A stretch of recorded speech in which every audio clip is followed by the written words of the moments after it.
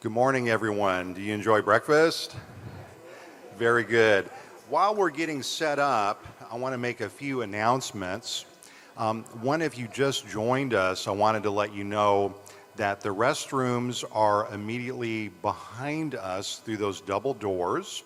Our tech is waving. Thank you so much, sir.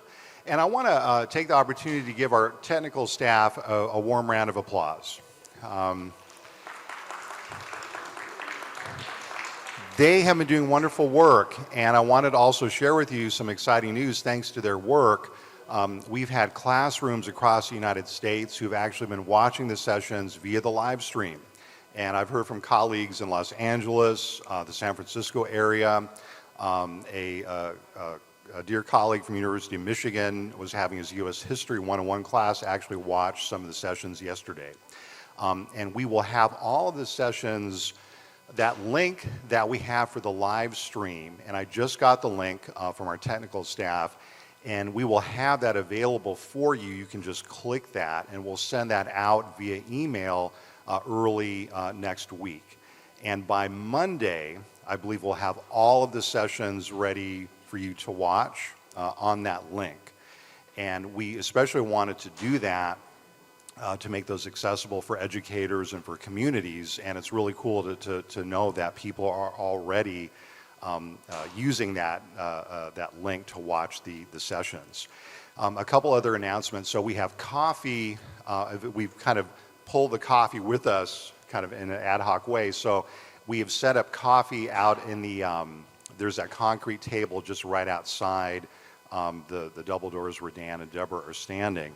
We will have a catered lunch a bit later, so we are running, we've kind of moved the schedule forward. So our first panel, our colleagues from OCOE will go for 90 minutes, then we'll take a shorter break than we originally had planned, and then Mr. Albert White is going to give his presentation on Lincoln High School, and then we will take a break for our catered lunch. Now also at that time, we've been able to get our dear friends at the Aquin Jones Museum, which is right across the street, to actually have the museum open for us. So we're very grateful for that.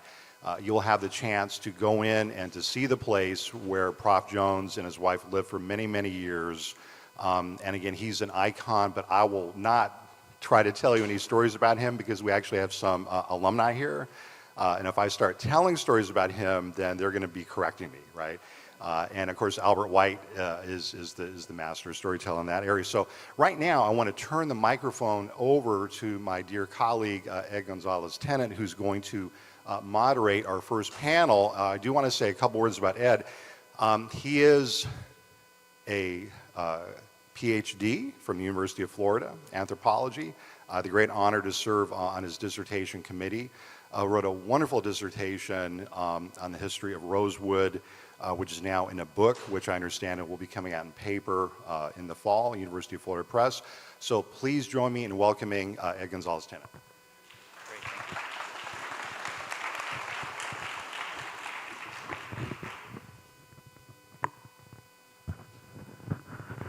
Okay, can everybody hear me? Good morning. So yes, I'm Ed Gonzalez-Tennant.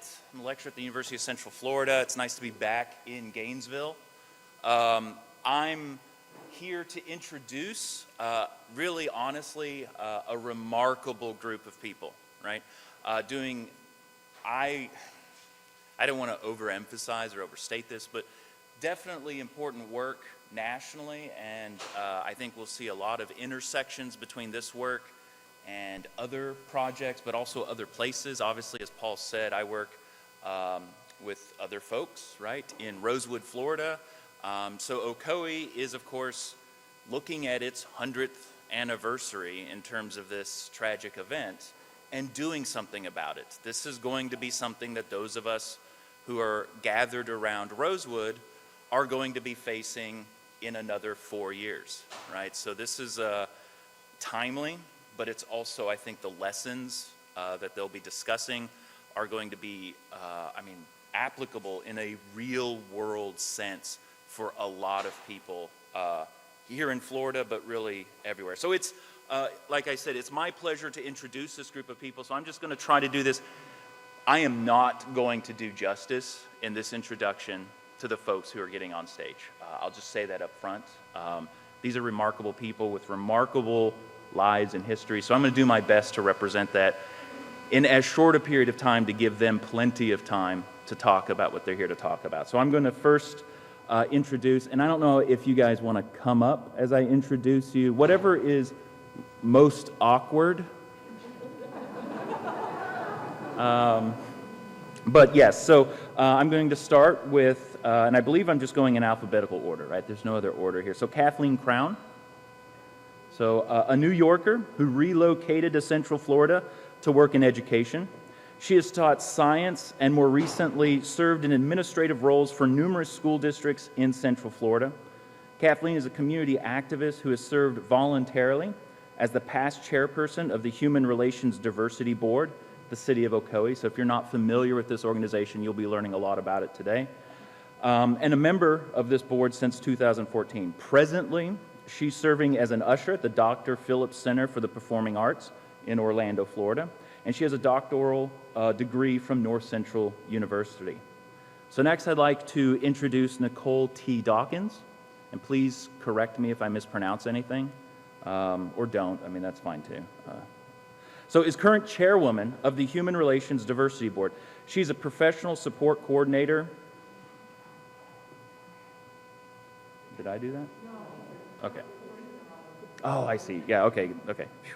It's not me. So, okay. She's a professional support coordinator and consumer-directed care consultant with the Agency for Persons with Disabilities. As a minority business owner in Ocoee, Dawkins has developed a love for her community, leading her to join the Human Relations and Diversity Board 6 years ago and serve in various leadership roles.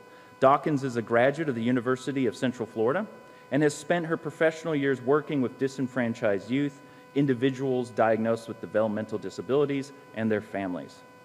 Okay, next I'd like to introduce Sandria Foster, who moved to Ocoee from Pine Hills in 2005. She serves as a health manager assisting expatriates with their health and wellness needs.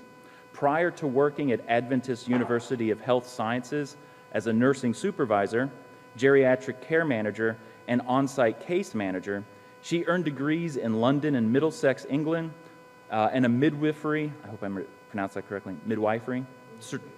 I think midwifery, right? Okay. Doesn't matter. Good. As long as you know what I'm talking about. Right? Certificate in rural Jamaica. Sandria is a strong advocate for underserved populations. Her volunteer activities include working at the Orange County Commission on Aging, the City of Ocoee Human Relations Diversity Board, and Shepherd's Hope, where she provides care to the uninsured. Sandria recently completed her doctorate in nursing practice from the University of South Florida. Congratulations. Next, I'd like to introduce Paul Hershaw, who's not here today. I'll still read his introduction if that's okay. So he's been a Florida resident since 1957. He has recently retired following 41 years teaching courses in world, American, and European history in the Orange County public school system. He is a national board certified teacher and holds bachelor and master's degrees from the University of Central Florida. His master's thesis was written on the founding and early history of Ocoee, where he currently volunteers as a member of the city's Human Relations and Diversity Board. Next, it's my great pleasure to introduce Mayor Rusty Johnson. So he has been a resident of Ocoee for 60 years. Prior to his election as mayor, he served as District 3 Commissioner from 1999 to 2015 and as District 1 Commissioner from 1986 to 1997. As I've already said, and in this case it's also particularly true, this introduction cannot do adequate service to his outstanding service to the community of Ocoee. Among his many activities, Mayor Johnson serves on the Board of Directors for the National League of Cities. Previously, he worked for the United States Postal Service and served as a sergeant in the United States Army and as a Vietnam veteran. Mayor Johnson is a proud graduate of Ocoee High School and has degrees from both Valencia College and the University of Central Florida.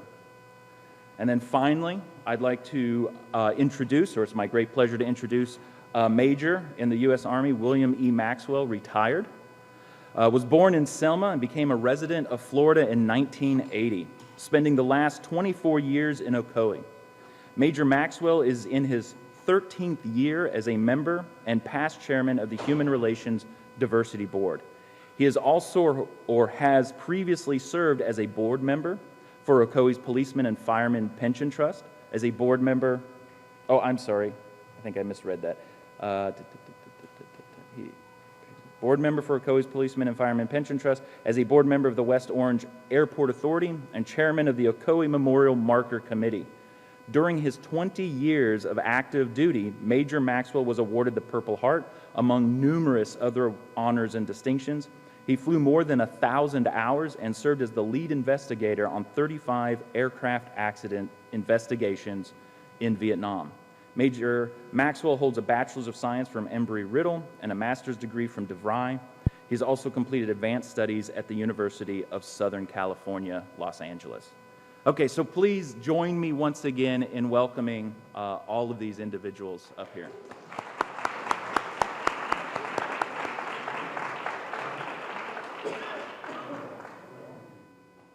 And so I'll turn this over. And correct me if I'm wrong, but I believe there's basically a 6-part presentation that they'll be discussing things like the history of Ocoee, from its founding up to the present, but also plans for the future. So I'm going to go ahead and step aside now and let them do their thing.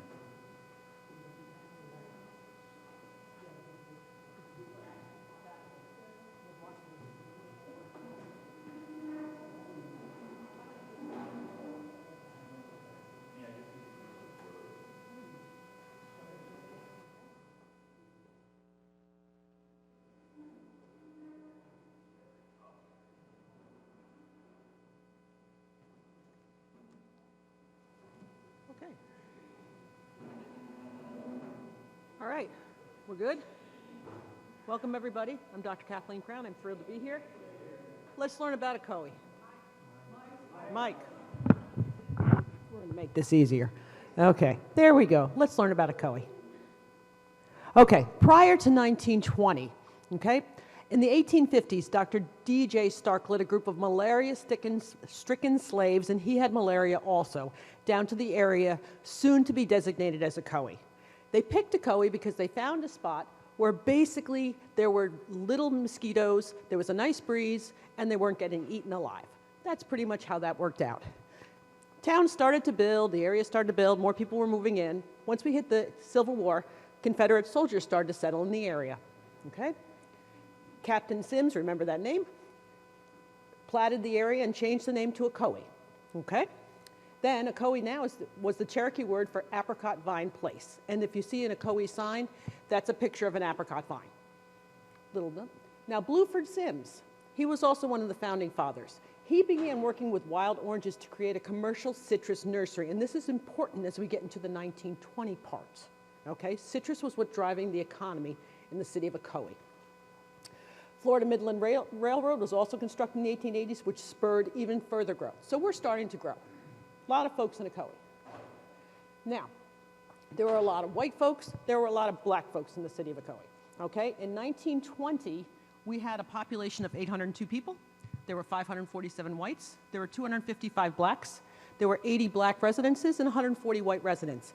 99% of the people got along really well, blacks and whites in the city of Ocoee, before this, okay? Everybody worked together. Everybody worshiped together pretty much. They hung out together. It was a pretty symbiotic relationship going on. What led up to the 1920 voting massacre? Republican Warren Harding was going against Democrat James Cox. What you have to remember was in 1920, the Republicans were more liberal than the Democrats. They were the conservatives. The first Democrat to actually be considered more liberal was FDR, okay? Everybody else, it was the Republicans. So, the problem right now was, at the time, we've got Woodrow Wilson as the Democratic current president, okay? Now, the public was really upset about the peace treaty from World War I, and they were also upset about the League of Nations unity. The current thought pattern was nationalism. Sound a little familiar sometimes? Just a little. Yep. So, nationalistic discontent. Orange County was historically Democratic, okay? It was the first year of female voting, okay? The folks in Orange County and in Florida in general weren't afraid of the white women voting, because the majority of white women they figured would vote like their white husbands. Who were they afraid of? Black women. Yep, because they figured that all black women were going to have their own opinions. And that scared the heck out of these folks. So now we get on to July Perry and Mose Norman. You're going to hear a lot about their names, okay? July and Mose were both labor contractors in the citrus industry, okay? Very successful, had beautiful homes. Mose had just rebuilt his in 1920 because in 1919 he had a big fire. But he was successful enough to get a $1,500 mortgage to rebuild his house in 1990. That was a pretty big deal. July Perry had a big house. Everybody who worked in the citrus fields went through July Perry. He got a cut on everything. He was the power broker, and his best friend was Mose. They ran everything citrus. That's how Ocoee ran, okay? And everything was going well. People would talk to Mose, they would talk to July, and they said, we need 25 people to pick our oranges. Okay. They would take care of it. It went well. Now, the KKK. The KKK had allegedly dissolved in 1871 due to changing conditions and martial law. So in other words, they took everything to their own hands, and everybody was pretty much doing their own thing, and they didn't feel the need for the KKK. But then all of a sudden, in 1920, things are starting to change. And the new Klan, the new Klan starts to revitalize itself. They call themselves Swamp Fire No. 3, and they're the savior of the oppressed people. Okay. So, they revived themselves of an aggressive defense of 100% Americanism. Okay? Back to the nationalism. Okay. Now, what had happened on the Saturday before the voting massacre? The KKK came down, and they had two silent marches. No one really knew at the time what was going on, but they were in full hooded regalia. They did a smaller march in Winter Garden, and Winter Garden is just west of the city of Ocoee, okay? And in Orlando, which is just east of the city of Ocoee, was a much bigger march, and that was on the Saturday night. And the paper the next morning said, we don't know why they're here, we don't know what they're doing, but we have an idea. Here we go. Okay, so on voting day, a bunch of black folks were able to vote in the morning, okay? But what had happened was at noontime, they changed the voting poll people. And so when the black folks showed up, like Mose Norman, to go vote, they said, nope, you can't vote. He's like, well, I voted in 1916, why can't I vote? I paid my poll tax. They said, well, we can't validate that because our notary republic is out fishing. Convenient. Okay, so allegedly, the folks saw that Mose Norman had a shotgun in the back of his really fancy brand new car, which didn't have windows, it had curtains. It was really cool. There were some folks that were a little jealous of, you know, he has this really fancy car, and they didn't. So allegedly, they got the gun out of Mr. Norman's car, whacked him in the head with it, and sent him off. He went to a friend of his who was a minister who patched him up, and then he went and hooked up with his best friend, July Perry, and they went over to see Judge Cheney. Now, Judge Cheney had been telling them all along that you can vote, you have the right to vote, you've always had the right to vote, go vote. So Judge Cheney wrote him a note. So they go there with the note. Well, nobody really cares about the note. So he still doesn't get to vote. And then word spreads out that, oh my gosh, what's going on in Ocoee? Holy cow. So there's a couple of hardware stores in the neighborhood, in the area. They all sell out of guns, okay? Because the folks that came down for the KKK parade are still there. That's part of it. And then we've got Burley Jones. Burley Jones was an older retired slave. Burley Jones pretty much was the instigator of the whole thing. He went up to some of the folks, the white folks that were in charge of everything in the town, and said, all the black folks are congregating at July Perry's house, and I think there's going to be an uprising. So that leads Colonel Sam Salisbury from World War I, one of the main power players in the city of Ocoee, to lead a contingency to July Perry's house. They called July Perry out, and he's like, nope, nope, give me a minute. Let me get my coat on, let me get my hat on.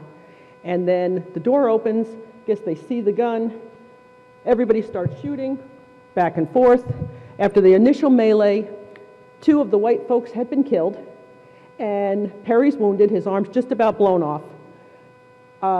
The general consensus is that the white folks were killed by friendly fire. So they basically, it was such a melee, they just killed themselves. And then we had all the folks that, allegedly, July Perry's house had a trap door, so a lot of the folks escaped out. Where did they go? They went to their friends that had houses in the center of Ocoee where the white folks would hide them. So our first mayor had actually allegedly hidden 23 people in the basement of his house to keep them safe until the next morning. And then from a lot of the research I've done is they literally hid black people in the back of trucks, under citrus crates, under blankets, just to get them out of town because the melee that was going on. Okay? Situation was then deemed beyond local control. Oh my gosh, what are we going to do? They called Sheriff Frank Gordon. He's from Orange County Sheriff's Office. Okay? He gets out on these big billboards in front of Orange County in Orlando and said, oh, we've got a riot in Ocoee. This is terrible. All hands on deck, we need everybody. So that just gets everybody from all outside of Ocoee to come on over. Riots stayed spread wide. All the white men then were deputized in Ocoee. What does that mean? You can do whatever you want. Okay, so now we're up to 11 o'clock at night. Okay? The formally legalized posse searches for July Perry. Okay, this poor guy had bad luck. He had a very loving pup, the Perry pup. Well, July Perry's pup loved him so much that when July Perry was hiding in the canebrake, which is allegedly a group of like grasses and stuff that you can hide in, he's hiding in there and his puppy keeps running back and forth between the house and there and basically threw him under the bus. So that's how they got July Perry.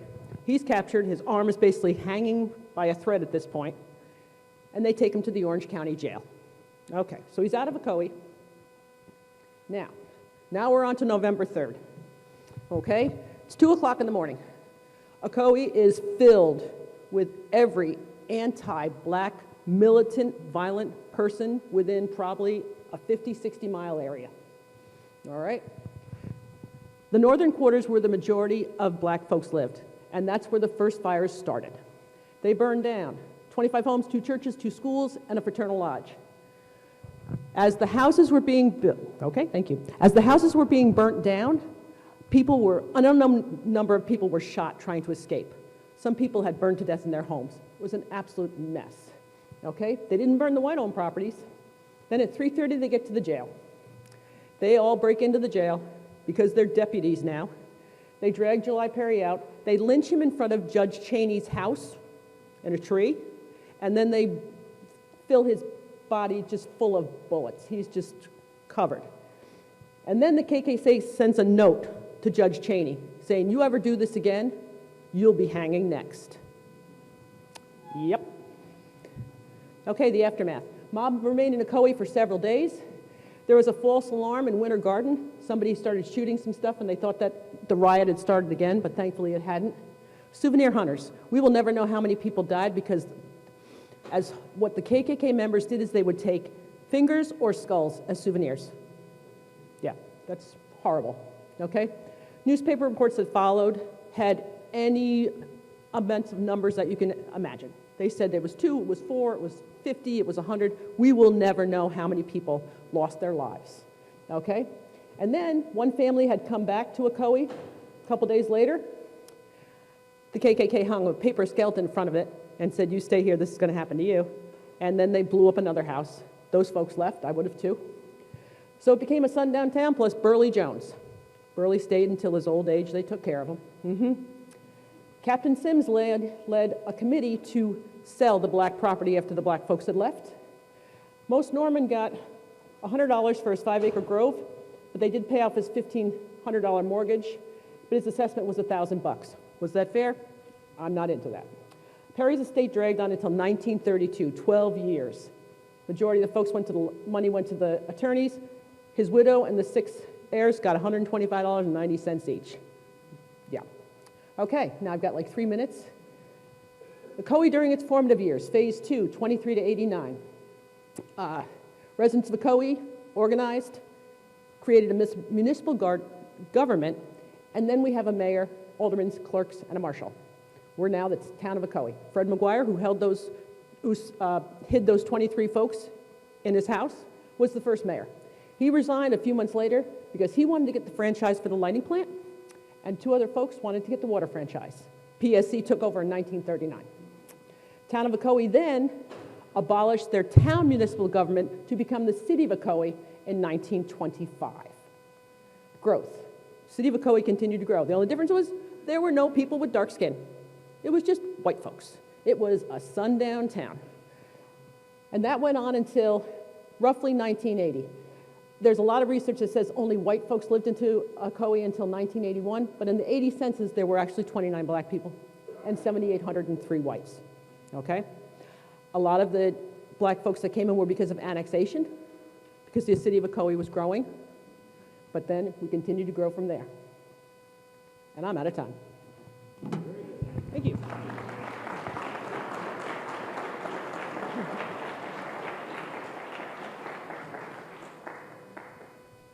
There you are, sir. Thank you, Kathleen. Good morning. I probably will not be as brief and succinct as Dr. Crown has been, but I'll try my best not to bore you. You wonder why there are 2 of us? Well, technology has bypassed, and I need all the assistance I can get to get through this. 1989 to 2003 actually marks the time frame when the first organized effort was made to do anything about the conditions that existed in Ocoee. No relevant ordinances that were related to human relations or diversity existed at that time. That period code of 14-year span of time and 2 regimes in city administrations had taken place.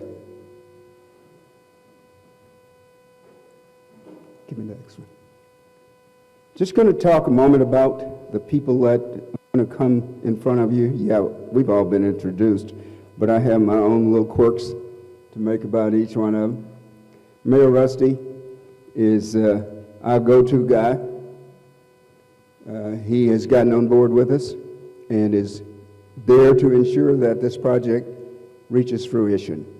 Kathleen Crown, you've just heard her dynamic output. Nicole Dawkins is our current chairman, who is going to carry the weight of the prize to the end, and Dr. Sandria Foster is going to talk with us about diversity culture. Mr. Hershaw was unable to join us because of an illness. In October 2009, as chair of the Human Relations Diversity Board,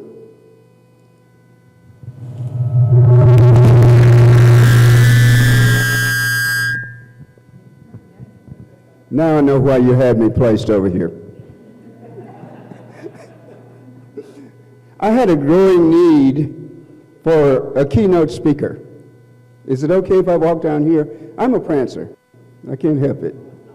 I might even try to dance a little bit. We had an upcoming MLK parade, and we were in the month of October. And I was absolutely panic-stricken because I did not have a keynote speaker at that time. And so, in an act of desperation, I think I made a phone call one night to a total stranger at about 11 o'clock in the evening, holding my breath that he would not deny me, at least answer.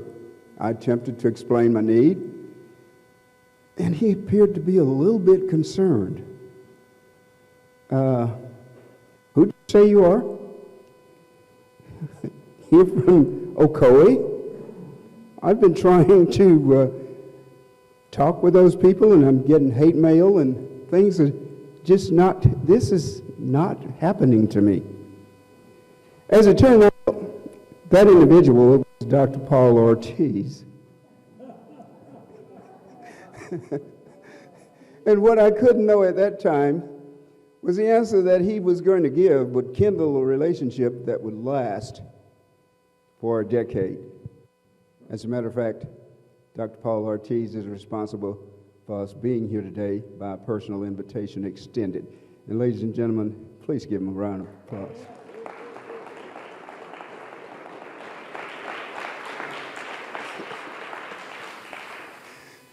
The 1920 census report for voting precinct 10 listed the residents of the city of Ocoee by head of household, by name, by age, gender, and race.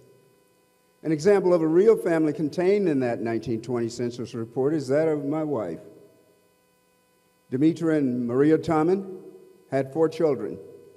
They migrated to Central Florida via Saskatoon, Moose Jaw, and Saskatchewan from the Ukraine city of Horodinka.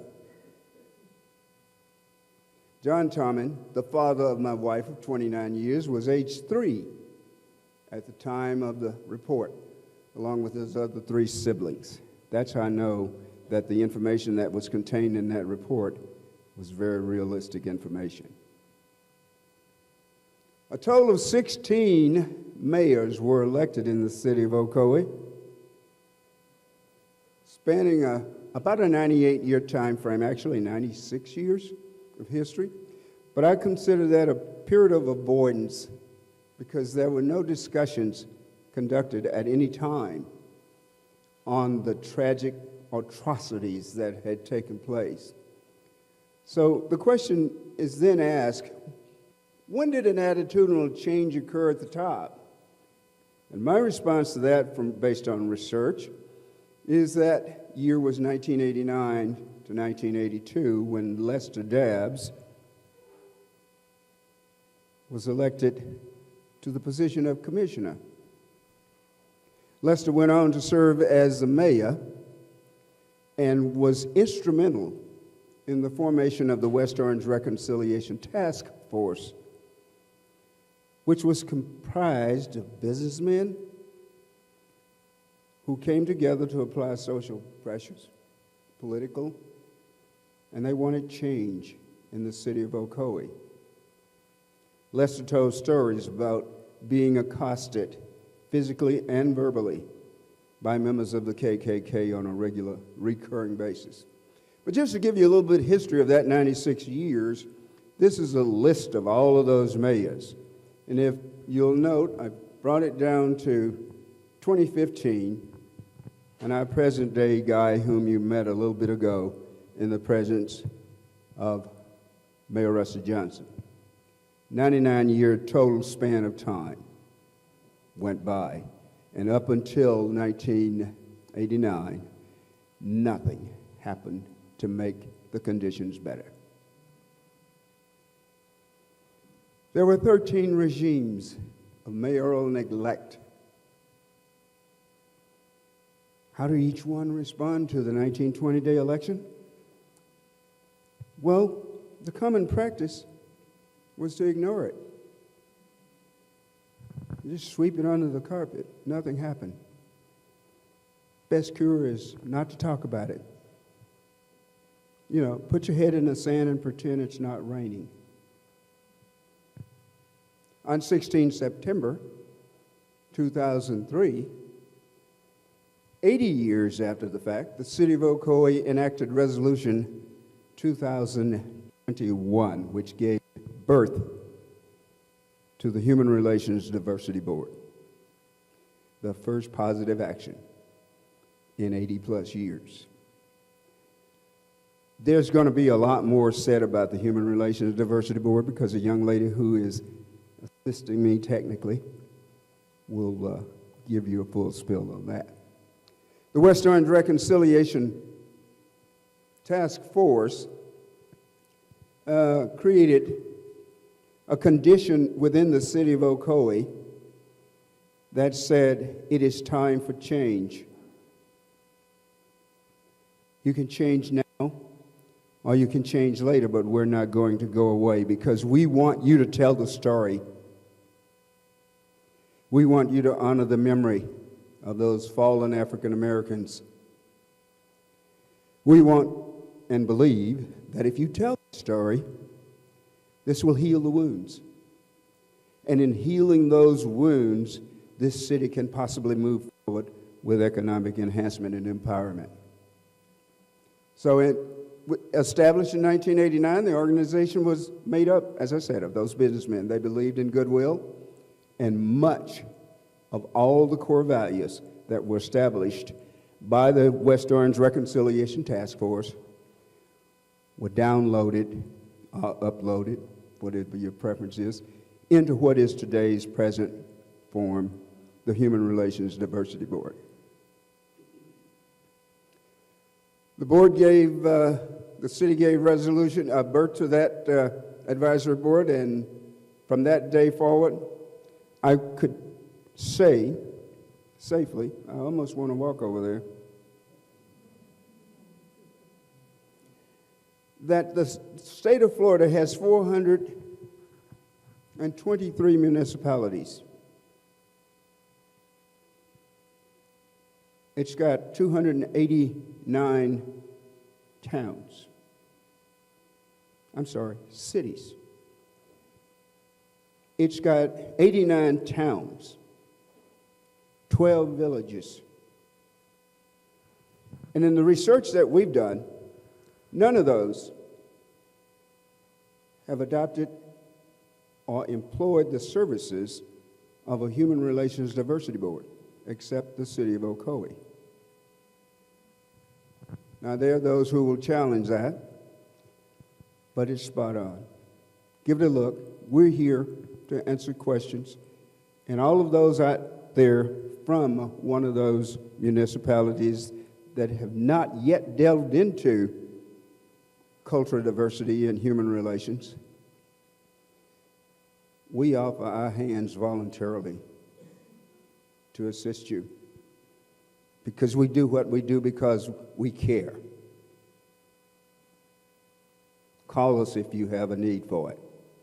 Our assistance is available. Thank you.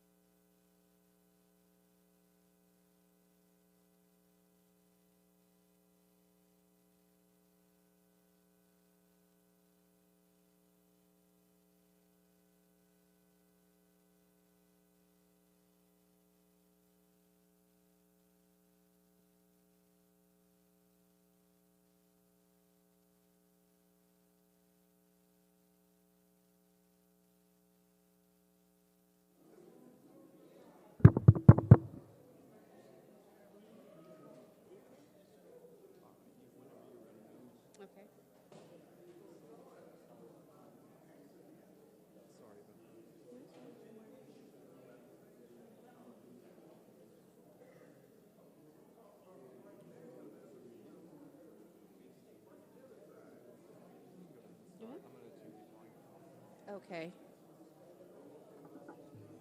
Good morning, everyone. Okay. So I'm going to be going over the period of time of 2003 to 2019 and what's going on in the city of Ocoee and what the Human Relations Diversity Board is doing. As was introduced and discussed in the previous section, the West Orange Task Force was a collective effort of interested and passionate citizens in the West Orange area. These people wanted to see racial change. They wanted to see an end to the type of situations that brought about the 1920s era and an admonition of what happened and moving forward. It is important to note that the West Orange Task Force did not have as its mission to change or rewrite the past, because it did happen, but to move forward and have reconciliation and to have healing in the city. So this movement caught the attention of the community.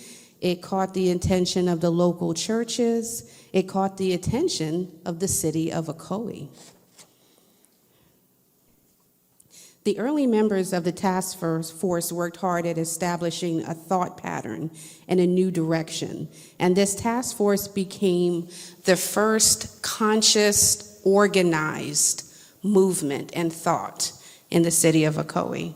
Each member in his or her own right brought essential aspects to the movement. For example, we had members like Reverend Brian Stamper, who was also a keynote speaker for us in our MLK parade and celebration. We also had our past mayor, Lester Dabbs, was also a member of the West Orange Task Force and contributed much to its creation. The efforts of the task force in the West Orange area is really what birthed the Human Relations and Diversity Board. The HRDB, as we are acronymed, was established on September 16th, 2003. And it's important to note that although at that time it was created in the city, it didn't come without opposition. So as Major Maxwell had mentioned, past Mayor Lester Dabbs was accosted, often threatened and beaten by the KKK for this very board that you're seeing right here today. The resolution 2003-21 was really huge to us because it was the first time that we are now actually seeing in black and white words that we have wanted to hear for quite a bit of time in the city of Ocoee. It was history in the making, and out of that 2003-21, it stated that the general purpose of the Human Relations and Diversity Board is to promote understanding, respect, goodwill, and equality among all the citizens and businesses of the city of Ocoee, because we want to always include the businesses, because the commerce is what allows the city to grow. So if we don't have equality amongst all of them, then growth is not going to happen. So the early years. So now we are excited. We have this Human Relations Diversity Board, but we don't have any members. And a lot of the early members were husband and wife teams, so if the wife left, guess who left? The husband left too, because they were probably told to be there anyway. And then we had a situation, I personally believe, that in this time during that turn of the century, we still have a bad reputation. So if you hear, the city of Ocoee has this Human Relations and Diversity Board, and it's all about equality. Why don't you come join? People are like, well, that's on downtown. I remember my mama told me. Nobody's joining that board. So it did take a little while, but in about a year and a half to 2 years, January 2005, we actually made quorum. had 7 people, and we could vote, just like all the other advisory boards, and that forward movement starts. So when, people talk about just one doesn't matter, it does. We got to 7, and things started moving. The 7's a special number. You look it up. So the activities that the board started doing, we started with something called Fiesta de Colores. It was important to us because we didn't want to be just about Black equality. It was about everybody equality, okay? So with Fiesta, in 1968, the U.S. Congress had authorized, through President Lyndon B. Johnson, National Hispanic Month. So we had activities where people could come and there was music and food and dancing, and you actually saw the community coming out. And it was not just white, it wasn't just Black, it was Hispanic, it was Asian, it was everybody having a good time. Something started happening in the city of Ocoee. It was almost like a family reunion. We started hanging out really well with each other. Then we had educational opportunities through the board, and we still do this, and this is very near and dear to my heart, the Black History Essay Contest. So the HRDB annually comes up with a theme. We give it to the local 5th graders, and these themes are normally very general themes because they're open-ended, and we want to see what they want to say to us as adults. And the things that came out of our children, there were times when we left in tears reading those essays, just about what they were, like bullying.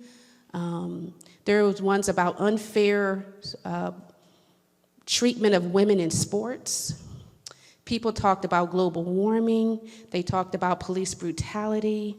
They talked about so many different things. And we were able to kind of come together and be able to share that annually in February for Black History Essay Month with other parents and principals and teachers. So it's an awesome program. We also do annually the Martin Luther King Jr. Parade and ceremony where we have keynote speakers come out, and that has grown exponentially over the years from our grassroots back in the 2003 area, 2005. Our last parade had over 46 entries, 400 individuals, bands, and music stations and religious groups and floats. It's a beautiful thing, and it offered an opportunity for us to celebrate unity. Anything we can do where we can get us all out together, talking and speaking and loving on one another. We had some really awesome keynote speakers, and to name some of them, we had Judge Belvin Perry, we had Pastor Brian Stamper, former Orange County Public School Board Superintendent Ronald Blocker. We've had music artist Cassandra Lewis from The Voice. We had Ocoee City Commissioner George Oliver III, who is our first Black commissioner. And we also had Dr. Paul Ortiz. So great speakers. Another educational opportunity we've had is to be able to do our diversity art contest, and that's us reaching out to the high school and giving them information about diversity and how they would like to show it through art. We give them prizes ranging from $50 to $250. And it has been really effective, and we continually in the board look for ways where we can educate our youth, because those are the new leaders. So critical moments in the board, our last couple of years have been amazing. And the first moment happened in April 26th to April 27th in Montgomery, Alabama. The Mayor Rusty Johnson, took with him a few of us from the board to go to the National Memorial for Peace and Justice. And I believe someone mentioned it on Thursday, where it's like a lynching admonition in history. So some of the things that happened, which was really good, is it allowed us to have team building, Because when you're a board that only meets once a month, it's not really easy to get to know the other person. But when you become a team, when you get closer together, you're able to do more. Another thing that happened is it allowed us to come to grips with how horrific lynching was and how it affected our nation, really. If you have a chance to see that in Alabama, please go see it. I'm not going to say it's a light thing, it's a heavy thing, but it's a needed thing to do. And it made us think about, how do we in the city of Ocoee want to tell the story? How do we want to tell our story? Another thing that it did was give us a purpose, because now we had the motivation, because depending on your age, you weren't there when they were lynching.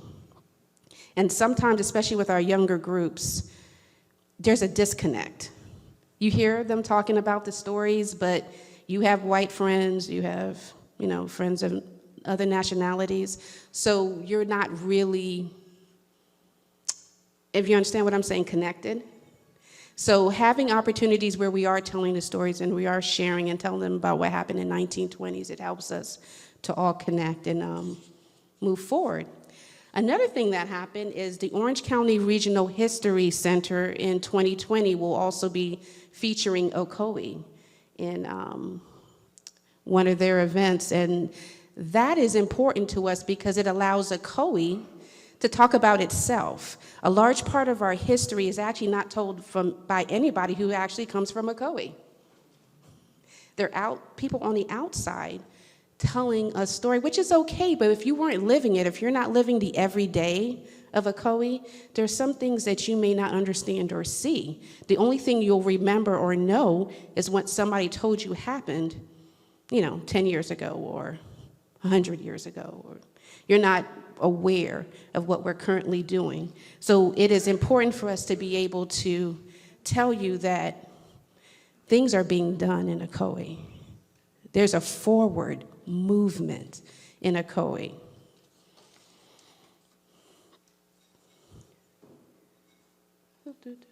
There's some pictures of us in Alabama and going to Selma, getting to see the memorial for Viola and hear her story and hear so many stories. And to sum it up, of current day Ocoee, where we are right now, it's a place like a family where we don't always agree. We don't sound the same. We sometimes bicker together. We quarrel with each other. We cry with each other, but we also laugh with each other. And the difference of Ocoee now is that we have the same purpose now. We don't agree on how to get there all the time, but we have the same purpose, and it's a beautiful thing. And that proclamation, we made a proclamation, it's my last thing, November 2018 was our first huge step towards reconciliation. And this is the ending part of the proclamation here. And I'm not going to read it out to you, but it has some beautiful words in there. And our call from Ocoee that we want it to be known that we are no longer a sundown city. Come check us out, because we are a sunrise city. We do have harmony, we do have justice, and no, we're not perfect, nowhere is. But it's not the same. Thank you.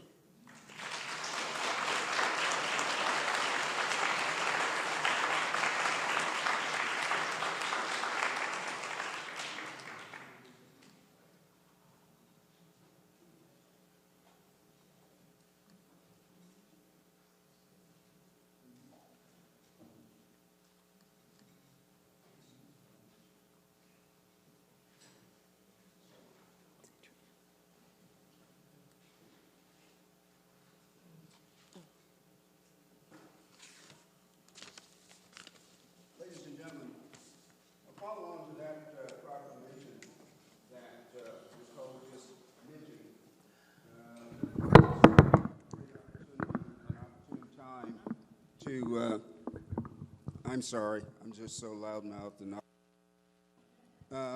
we thought this would be an opportune time to pay some recognition to the people who are responsible for us being here. I kind of felt like Moses when he was descending from the mountain with the tablets of stone in his arms. I chose to put them both in one hand. Dr. Ortiz, if you would do the honor, please. First, let's give another round of applause to our wonderful panel from Ocoee. We want to have Mayor Johnson with us. Yes, sir. Kathleen and everyone, please come up. Yes, please. So we will have time for a Q&A with our panel, but we also wanted to take the opportunity, this was Mayor Johnson and Mr. Maxwell's idea, Major Maxwell. We wanted to acknowledge the amazing support that the University of Florida, especially the Office of the Provost, and since I've been at the University of Florida, when we say Office of the Provost and Joe Glover, it's synonymous, right? And so, from our perspective, though. But Joe Glover has been a tremendous supporter of the African American History Research Project. His kind support has made this entire program possible. His dedication to African American history, his vision about history as academic, but also in building community. So the city of Ocoee wanted to recognize his support, so I'll let the mayor. Thank you very much. They were saying maybe not to read it, but I think it'd be an injustice not to read it out to people. So we've worked on this. We're kind of proud of it. So I'd like to read it real quick. And I will say, I will say that the trustee, Mr. O'Keefe, told me to tell you hello today. He lives in our town. So. Okay. All right. Proclamation. Whereas the city of Ocoee is dedicated to cultural diversity and the ability for all citizens to exercise their right to vote. And whereas the historical record clearly shows that African American residents of West Orange County in and around what later became the city of Ocoee were grievously denied their civil rights, their properties, and their very lives in a series of unlawful acts perpetrated by a white mob and governmental officials on November 2nd, 1920. And the following week, simply because they tried to vote, as any eligible citizen should be able to do, including such prominent local leaders as Moses Norman and Julius Perry. And whereas this historical record also reveals that no African American persons resided in the city of Ocoee for the following 60 years, leading to the area being referred to as a sundown city. And whereas the city of Ocoee seeks to express its regret and horror at the events of November 20th, while recognizing the more recent efforts of local leaders and citizens of all cultures to create a diverse community open to all residents and visitors. And whereas the population of the city is now a highly diverse Sunrise City, with African Americans being a large portion of the population. And whereas the city opposes all efforts to divide its citizens on the basis of color, creed, religion, national origin, culture, or political beliefs. And whereas the city believes that remembering and honoring these individuals who were killed, injured, driven from their homes, and had their property taken from them is a core requirement for ensuring that such acts do not occur again. And whereas the city's Human Relations Diversity Board has developed language for a historical marker describing the events of November 1920 and the city's efforts to change the community's culture that allowed and encouraged those atrocities. And whereas the City Commission of the City of Ocoee has a desire and authority to erect such a marker in a public place so that all visitors may recall and consider the events of November 1920 and jointly vow to never allow such a cultural divide to exist in the community. Thank you.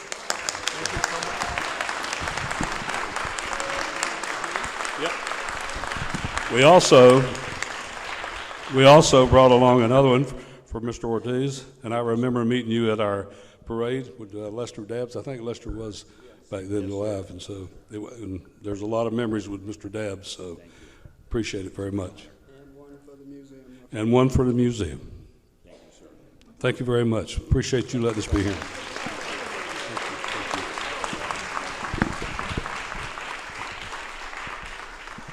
And now I'll turn the microphone over to the panel, I think, for Q&A. One more section. Okay, very good. One more section, sir. Are we close on Q&A?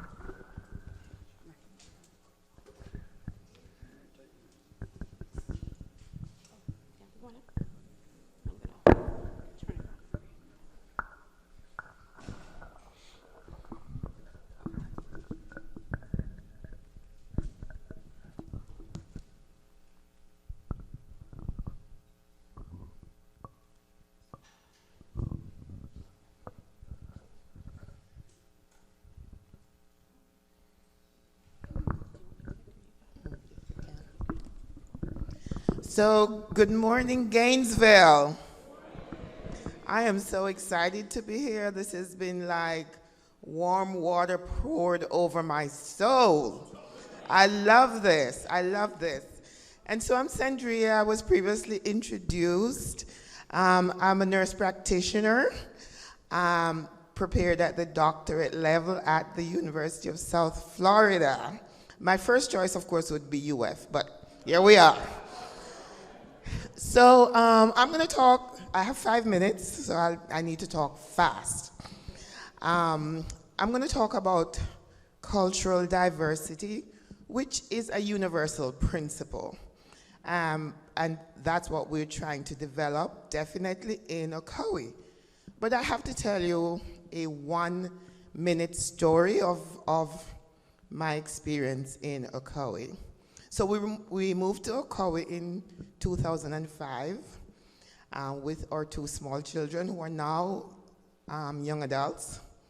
And my children were registered in school, and one day my daughter came home and I was going through her homework paper, and I saw where she had a word problem, a word math problem, and it said that then candidate Barack Obama was an orangutan.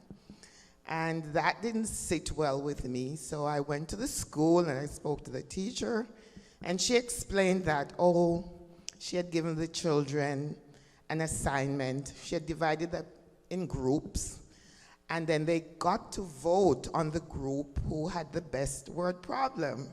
And this was the assignment that they picked. Now, my child was the only child of color in that classroom, so I wanted to find out from her why she went along with this. And she apologized, and I was able to discuss with her the importance of cultural sensitivity. And so I left that in that classroom. But sometime later, my other child, I picked them up from school, and she was discussing an incident in her classroom where she was one of 3 children of color in the classroom, and her teacher had selected her as an example of a child who will get free pass in the education system. She could get free pass into a university, become a doctor, and whereas her other classmates who were white would have to work to get to that level. And she didn't understand that. Now we're talking about affirmative action, but I understood it very well. And so I went to the classroom and I spoke to the teacher, and he had no clue that he was being offensive. So I wrote that up and met with the principal, and they were just shocked. And they apologized deeply, and they started a program of training their educators in cultural diversity. So you can make a difference wherever you are. You just have to be woke. Okay, so when this cultural diversity topic landed in my lap, I could relate to it very well based on my experiences. What is cultural diversity? I don't have to read it to you, it's been there. So we'll move on to race and ethnicity, because that's all part of the language of cultural diversity. What your race is, what your ethnicity is, and that is determined by whether you're Hispanic or not. And I would love to learn how that came about, but that's what it is. And within cultural diversity, you always have to look at subcultures. If you listen to this funny accent that I have, you'll know that I belong to the Jamaican subculture. And it comes with all its customs, and everybody has a subculture that you need to value and and validate and hold on to. And then within that, there is a language of unconscious bias, and we all have unconscious biases. But so you need to recognize that. It's defined as prejudice and all that. Oh, thank you. And which is defined as prejudiced or unsupported judgments. And if you've lived on earth for 1 minute, you know what judgments are. But now we move toward cultural competence. The experience my children had in the classroom, there was just a lack of cultural competence. So it behoves us to have the ability to interact effectively with different cultures. And you can read what makes up cultures and identities, and you can relate to that. And then we have the language of discrimination. And discrimination of itself is a benign word, because we discriminate every day. I discriminated when I was eating breakfast. I was not going to have eggs. I was not going to have any muffins. I made those decisions. Where discrimination becomes dangerous is when it is converted to oppression. That's discrimination carried to the extreme. And then what I'm really interested in is internalized oppression, where you take on and you believe the judgments made about you. And that is something that we individually have to address and wipe clean from our minds.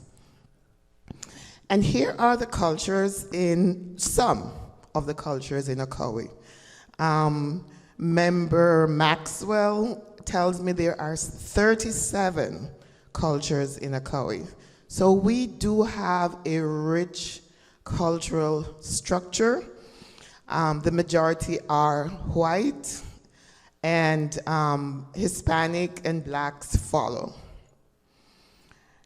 And so why is understanding culture important? And I'll read some of these. Because we're about building communities in Ocoee.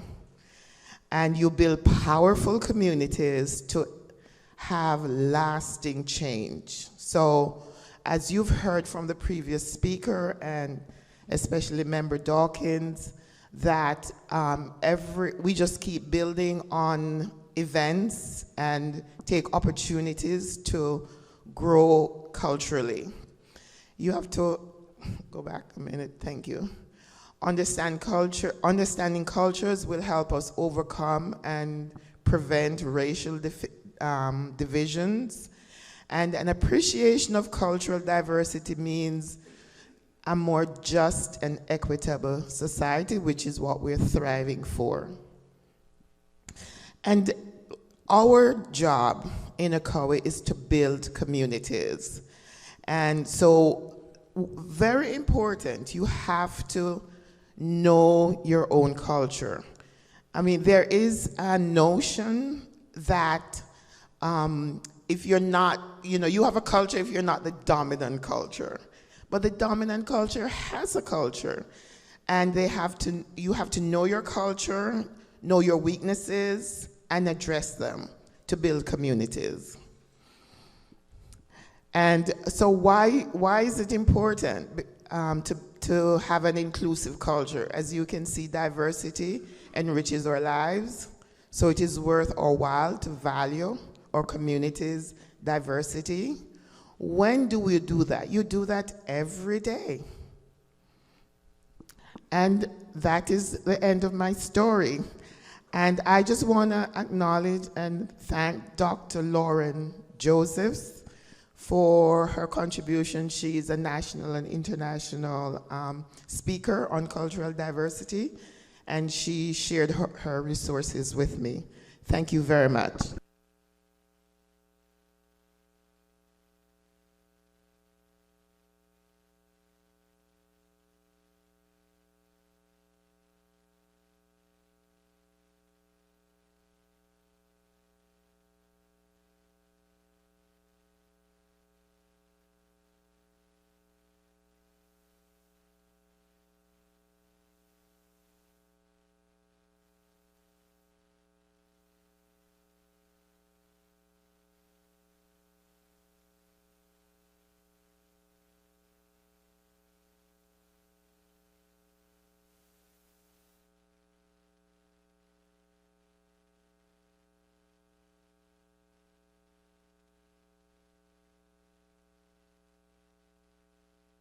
When in doubt, read the label. Ocoee of the future, and I'm not necessarily going to follow what is on that slide. I'm just going to kind of go.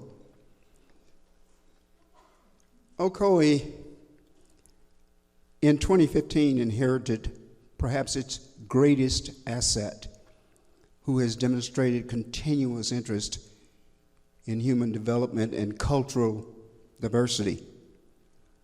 Enter Rusty Johnson, the agent of change. He refused many of your statements, comments, dissertations, because there were those who would come to us and say, you know, during that Ocoee massacre, there were 106 people killed. Some would say there were 8 people killed. Someone said 32 people were killed. Bottom line, there was a lot of controversy surrounding an non-quantifiable event because of the circumstances under which it occurred. And so this man decided that I'm going to find the truth. I want you to understand that I'm speaking from my heart. I want truth. If anything is going to be erected in my city that is going to stand eternally and for ages to tell a story of such a tragic event, it has to be, it must be predicated on truth. And so, go ahead to the next one, Nicole. He took to the road, go back to that one, in search of that truth. After being convinced about the negativity, I can tell you that there were organizations that went out and took filmed documentaries and used that throughout our community to perpetrate negativity about what had happened in Ocoee. We can't change the past. You can't unring the bell. But you certainly don't have to wallow in it and crawl in it and lie there and pretend that you're enjoying it when you're totally miserable. Let's find the truth. We all visited Montgomery with him, as has been previously mentioned. I don't even want to look at me in that picture. Go on. We became a cohesive team. We went through, and all of you know this, norming, storming, forming, performing.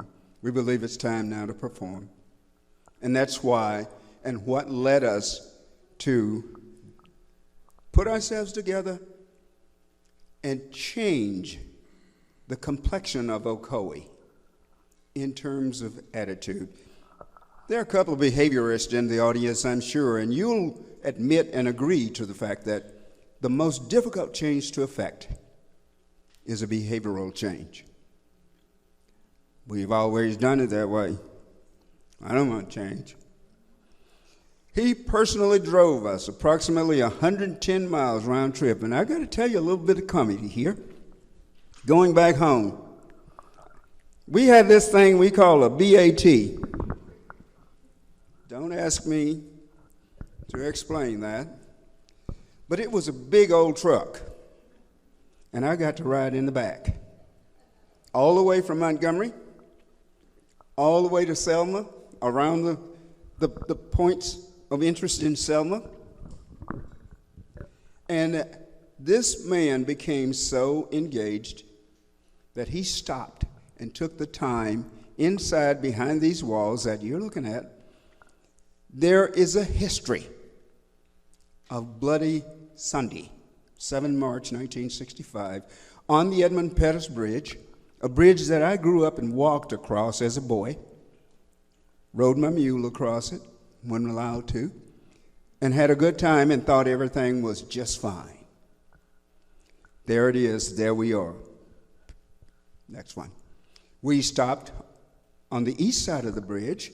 We acknowledged the leaders and those people who led the way and made it possible for us to exercise that right of voting. John Lewis, whom we are trying, incidentally, to come to Ocoee on in November of 2020 as our keynote speaker. He's from, that's my hometown. He's an Alabama boy too, even though he is now the congressman of the 5th District of Georgia. We stopped along the way and recognized and paid homage to the memorial of Ms. Louisu. I think I said that right. Because we thought we could get some ideas there, from there, in terms of how to erect the memorials in Ocoee. That was a major attitudinal change. And those attitudinal changes took place when we decided that it's time to have some prominent changes in the city government. 2 black commissioners. There's a time going on right now where we planning to install a memorial on the 1st of November, 2020. We invite every one of you that can and will. We assure you that this is not that horrible place that it has been described as to come and visit. I can assure you that. Within less than a year's time since the unanimous attitudinal change of heart of our leaders, we've managed to elect 2 African Americans. But we want to ensure that the future culture and the future community, our children, understand how we got to where we are. Downtown capital investments programs that are going on represent physical and visible change. I got to say this. It doesn't matter how much money is spent to change the complexion. It would be very easy for the media to come along and say, well, you guys have taken $44 million of taxpayer dollars to try and cover up what you did 98 years ago to all those poor black folks. You can hear it right now on CNN. If we didn't exercise that attitudinal change, get wisdom and get knowledge, but in all thy getting, get understanding. Okay?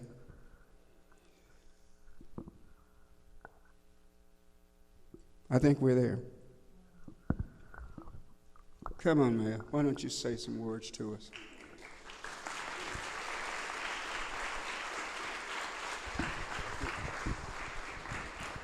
Thank you, Bill. Major Bill. I don't have to salute him anymore. I was just a sergeant. Bill, just real quick, Bill was an infantryman and then went in and got his helicopter, was a helicopter. If anybody was in Vietnam in the time period that we were, it was a big man when you were flying them helicopters around. I appreciated seeing them. Just one quick thing I wanted to say, a word that Martin Luther King said, injustice anywhere is a threat to justice everywhere, which is true. You have to sometimes go back and look at the history. I won't take a lot of your time. I'm not a big public speaker. I've been in office 33 years and fixed to be in 4 more, but I don't particularly like to give speeches. I'd rather do stuff and participate. First of all, I want to thank the 2 young ladies from our hometown for being here. I've known those young ladies pretty much all my life. Gail was behind me in school, I think, and Myra was ahead of me. Not telling you age, Myra. They've wrote a great book. If you've seen their book over here, they've wrote a great book, and we appreciate that, representing us and telling things for the city. I do take offense sometimes to people saying things about our city. It's my home. My wife was born and raised in Ocoee. Her father graduated from the University of Florida. Go Gators. We live there in that town with 5 children and 11 grandchildren. And I'm blessed to have 4 children live there and 8 of my grandchildren. Because I want it to be a place where it's love, that you can come there and feel the love and raise your family. And that's what has happened. But I want to tell you real quick about Lester Dabbs, and Lester doesn't get enough recognition. Lester Dabbs was a young man from Arkansas that came to Ocoee in the 60s. He taught civics at our high school, and I was in his class. It changed my life. I grew up in South Carolina on a farm where I worked and played every day with the black people that worked on our farm, and it was no different to me than being in their house or my house. But Lester Dabbs came to a town that had a lot of hate back in the 60s and 50s, and it hadn't changed. But Lester Dabbs fought the adversity and kept at it till we got to where we were supposed to be. Everybody that you can see that Lester touched from the time in school, and Gail can tell you this, till he died, he was always preaching to you about the civil rights, and he was a man of honor, and he did that, and I appreciated it. And when I got out of high school and went on and got married and ended up divorced, and the Army drafted me, I come back home and went to college, and I wanted to get involved, and Lester wasn't elected. Lester tried to get elected in our city, and the hate there was so bad, like they said that he couldn't get elected. So when I first got elected, first thing they did, another guy got off, and they were going to appoint this old boy that was friends of all the other ones. They were going to appoint him as the commissioner. And I says, nope, I'm not going to do that, and I'm brand new. And I said, if you do it, I'm going to go out in the public and tell everybody, you sticking this guy in office that nobody wanted. The citizens didn't want him. So I got him to appoint Lester Dabbs as the city commissioner. And that started changing things in our city. Lester worked to get the diversity board. Lester, Bill Maxwell, and now these young ladies that have come aboard, and they're doing their job to help us get our city. And believe me, it's a love place to be. And I heard a gentleman here the other day say, a horrible place to live. Well, that's not true. Not because I live there, not because my wife was born and raised there, but it is a loving place that if you live there, and people tell me that when they come there, and Nicole will tell you, they want to stay there. They want to be there. It's a great place to raise your family and raise your children. We do a lot of stuff for our children and the seniors. So I just wanted to say that I appreciate the chance that I had to go, and I was kind of scared about doing this because I'm an old southern white boy that, grew up in a town that you didn't want to say too much about things, but one of the first things that really got into me was John Kennedy. I used to love to watch John Kennedy talk, and Lester Dabbs and moving me towards the right way of my thinking. My mother and father, bless their hearts, good Southern Baptists, so they were always in the kind and never said a bad word about anybody, so I knew better and had respect. But we are in an area where we have 46,000 people there, and we are diverse. We are probably more diverse than any other city anywhere around our area. I don't even know if it's in the state. We are a diverse community. We get a lot of bad rep, but things happen in the past. We're going to we can't change the past, but we're going to move forward in the future, and we're going to do what's right. And as long as I'm around, that's what I'm going to do. I'm a forceful person sometimes, and people get a little aggravated at me, but I'm going to tell you the truth, and I'm going to try to do what's right. So we're going to treat everybody the same, and it's going to be that way, and we're moving forward. My kids, my grandkids, your grandkids, you live nowadays in an area where you're together and you do things, so that's what it's got to be. I go to my son's house when he has a little league team there, blacks, whites, Spanish kids, everybody. They're all there together playing, and that's what it ought to be.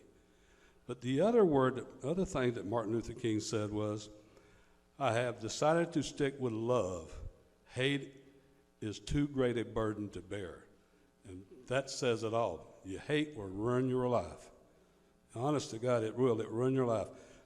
And they were talking about the new commissioners. We had a new gentleman last year, Commissioner Oliver, a black gentleman, got on board. We just had another election. I got in for 4 more years. Thank goodness, nobody run against me. So 4 more years, and we have another black gentleman got on. I do not sit as a mayor and look at either one of them as black or white.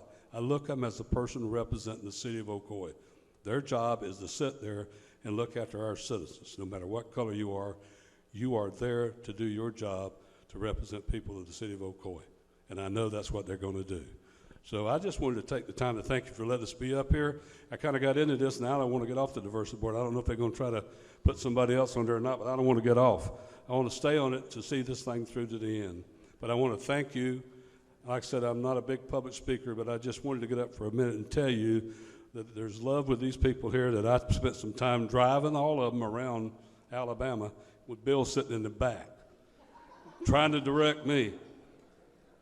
But if you hadn't been to Montgomery, Alabama, and if anybody wants, you should take time to go to Montgomery, Alabama, and look at the memorial there that they've got. It is a heart-ripping place to look at, but it'll make you feel better when you leave to know what's happened now and what didn't happen that should have happened back then. Once again, I just want to say thank you and appreciate it very much.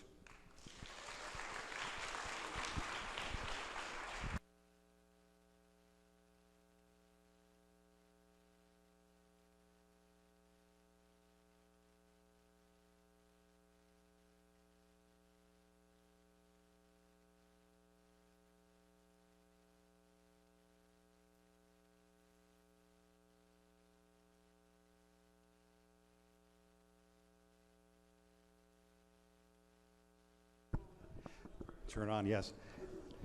It's like my father says, just because you have a PhD doesn't mean you're stupid. As you know, on a Saturday, things are unscripted. We are running a little bit behind, but we're really right on time, aren't we? And so we want to leave 10 minutes to do a Q&A, and after that, we'll take just a 5-minute break, and we'll be setting up for Mr. White's presentation. And so I'm just going to turn the mic over to the panelists. We'll have 10 minutes, but we'll continue after that 10 minutes, of course, to talk individually. But I'll hand it over first to Kathleen. Okay.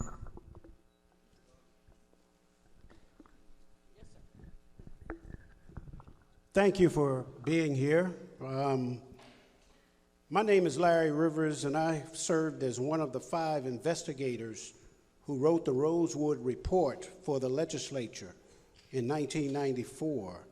And this is the first time that compensation was given to blacks for past injustices. As an interviewer, I had the pleasure of interviewing 5 of the survivors of Rosewood. My question to you, did you have an opportunity to interview any of the survivors of the Ocoee massacre of 1920?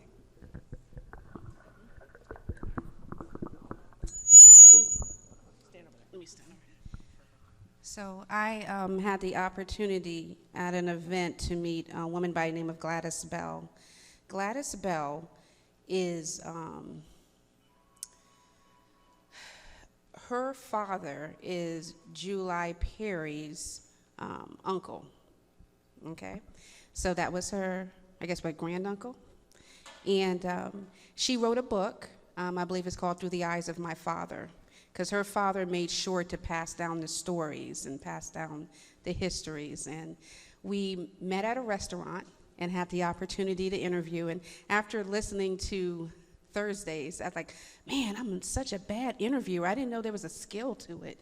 But because there's a lot more questions I would have liked to ask. But she gave such a beautiful story about what her dad went through. He was the one where if something went wrong, they were going to give him the signal, and he was to take all his sisters and brothers, and they were supposed to run.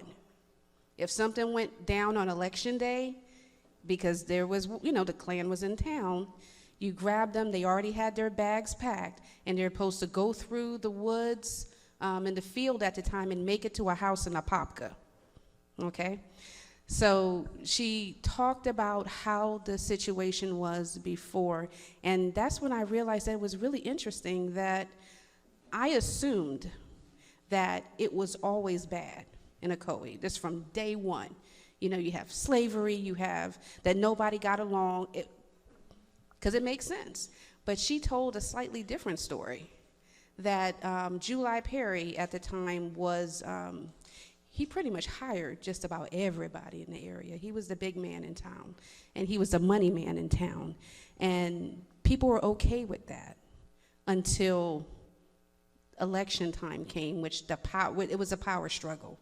Because if the black men started voting, if the black women started voting, the power is going to shift from where it was, and that's what really got the Klan to come on in.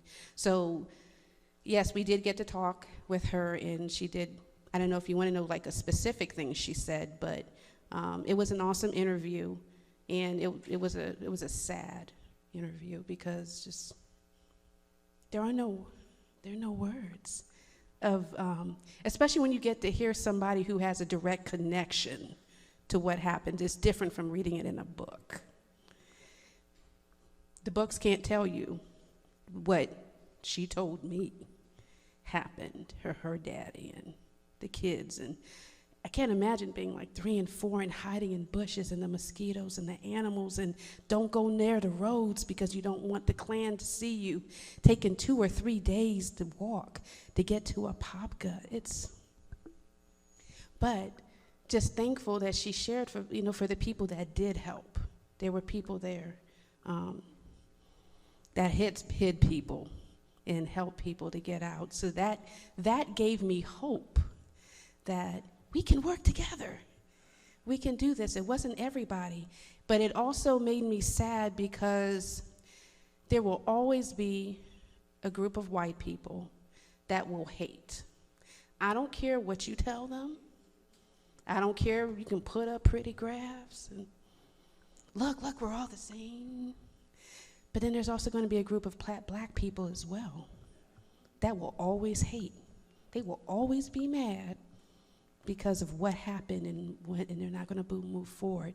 So our goal, I can't say City of Ocoee, but this is just Nicole personally, is to get with the people, like the people that are up here, and say, well, we want to do something.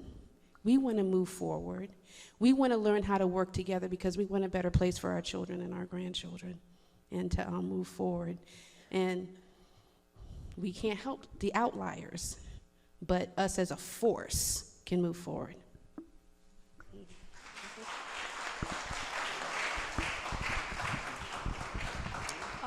Well, thank you very much to all of you for the work that you're doing. My name is Tamika Hobbs. I'm an associate professor of history at Valdosta State University, but I also write about lynching violence, racial violence in Florida. So the story of Ocoee is very familiar to me and very important.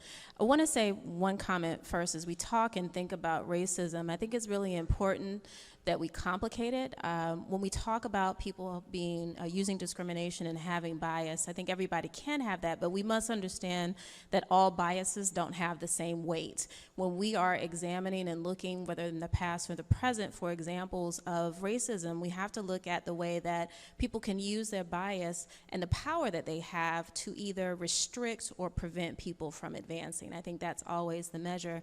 When I think about Ocoee, one of the really important things I think that echoes out from that story to the present is the importance of protecting voting rights.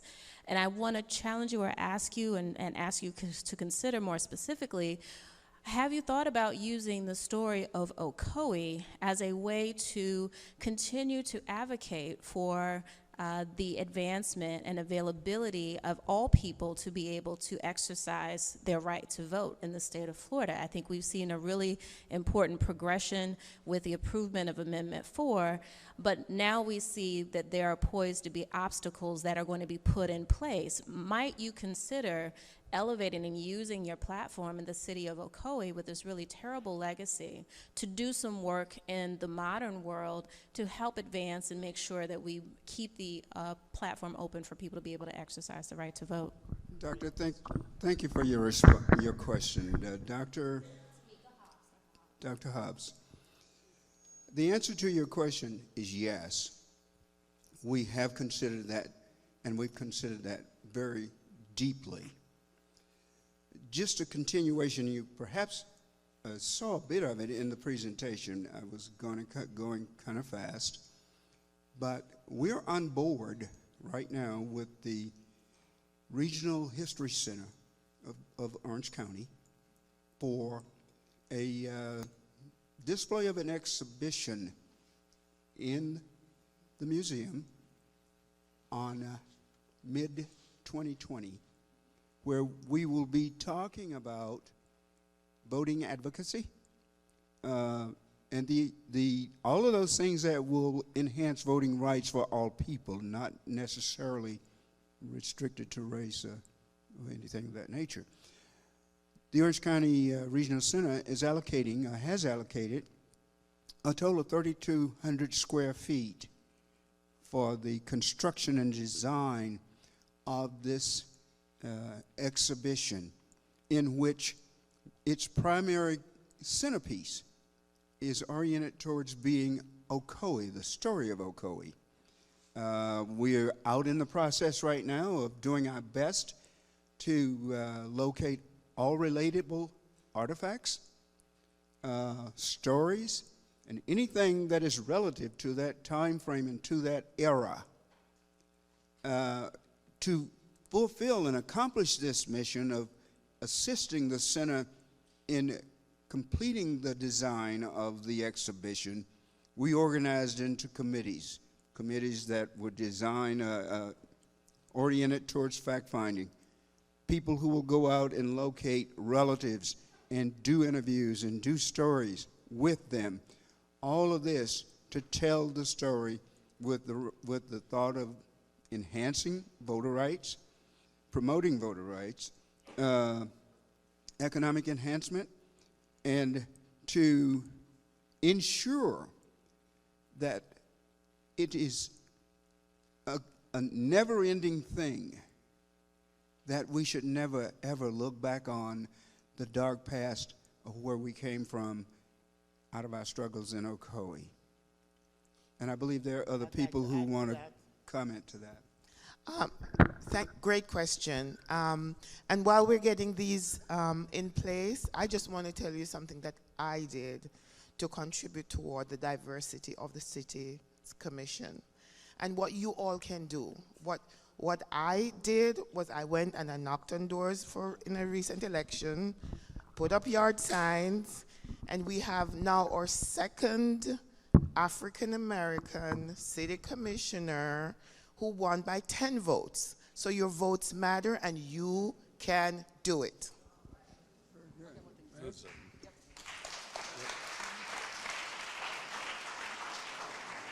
And I'm going to add one thing. My great-great-something aunt was Susan B. Anthony. B stands for Brownell, my sister and my mother's middle name. And when I hear of women not voting, I want to hit them upside the head and say, I personally have a relative that went through hell so that you could vote. Get off your butt, drive to that polling place, and cast your vote, because you could be one of 10 people that make a difference. I'll talk to you about the voting process. The voting process, I've dealt with it for 33 years. It's a shame that you have, say in our city we have 46,000 people, we have 30,000 registered voters.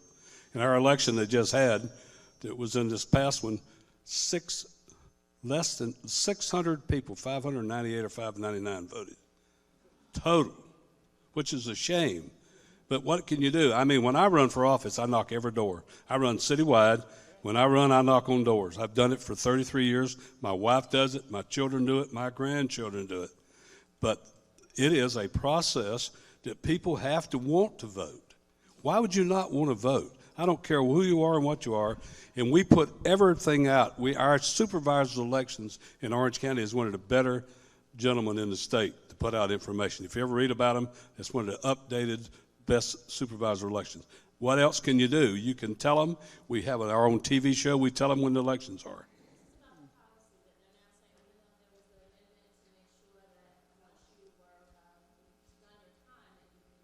That's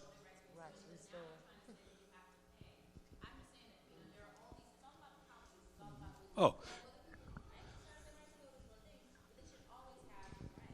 Well, everybody should have the right to vote. When you get old enough to vote, first thing I did the day I got old enough to vote, I voted. I mean, it's their responsibility to go do that. I know, but listen, you're in our town. Everybody can register. You can do it by mail. You can do it by whatever you want to do. But we put it on there all the time. We tell them ahead of time about the elections and when it is. And anybody, whether you've been in jail now, that you can vote, it should be.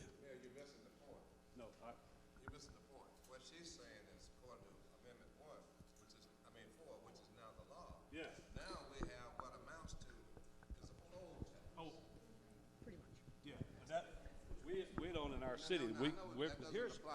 I got you. But here's where I'll tell you that we have problems with our state legislators. You've got to work with the state legislators to get them to quit making those extra laws and putting them on there.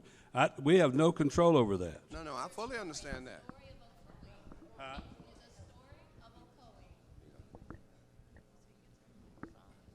What I'm saying to you is that you have the work that you're doing is great locally, but I'm saying that you possibly, as an advocate and taking the story of what happened in 1920 to the rest of the state, have an opportunity to advocate to make sure that all of these additional barriers are not put in place, that we continue to hold up the legacy of making sure that everyone who wants to vote has access to the vote. I mean, it was a major turning point to have this legislation. The people of the state of Florida have spoken, but now we're at risk to have yet another layer of, restrictions put in place that are going to, roll back that. I think that, again, this is an opportunity for history to do the work, and it's a bit of a stretch for you, but if we're going to make real and tangible the lessons of Ocoee, that we should not do this, that this terrible thing happened because black people tried to vote, that you must stand as advocates always, in my mind, of making sure that voting rights are protected and expanded in the state of Florida.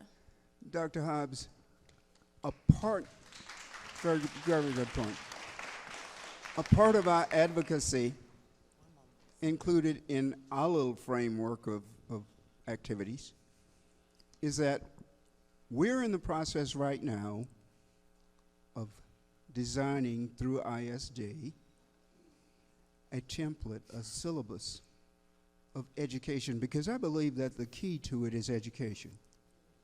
We can't save the world, but we certainly have an opportunity to pass on to our children. I doubt it. Voters can, but voters don't. As Mayor said earlier, we have 46,000 residents, of which 36,000 are registered, and in the last election, 598 voted for one commissioner. But what I want to point out to you here is that we're going to put together a template that will be passed on to 8th graders, starting at a level of maturation that we believe they can comprehend the significance of the power of the vote. And we believe that if through legislative processes that we can get this thing evaluated, reviewed for accreditation, that it becomes a part of the history lesson within our middle schools, that this is where we're going to be able to start making a recognizable difference.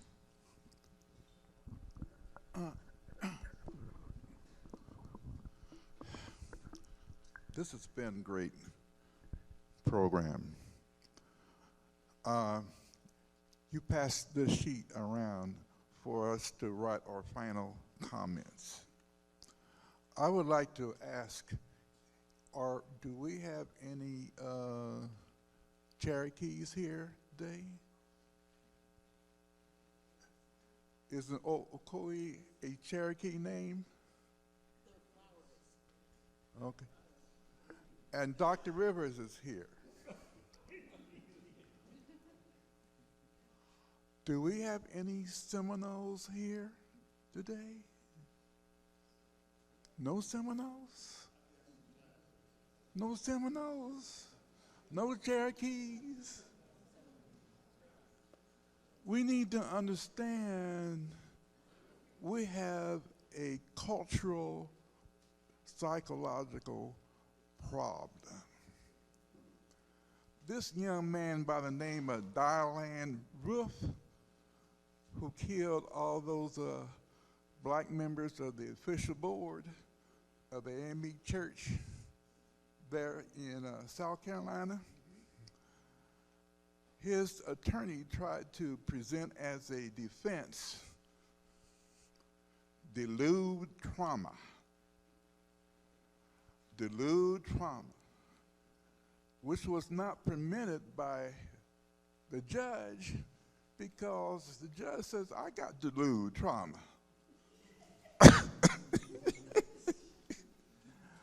We have a psychological, I talked about this in St. Augustine, didn't I, General Nelson, didn't I? We have a neurology problem ever since the Black Plague, in the 15th century, that has messed up our brains. And rather than thinking that we can cure it with civil rights, you know, we need to be able to learn how to cope with this thing. And y'all passed that sheet out for me to, turn in. But we need to recognize that this is not a simple problem of human relations or civil rights. We need to learn how to cope with our mental illness. Thank you.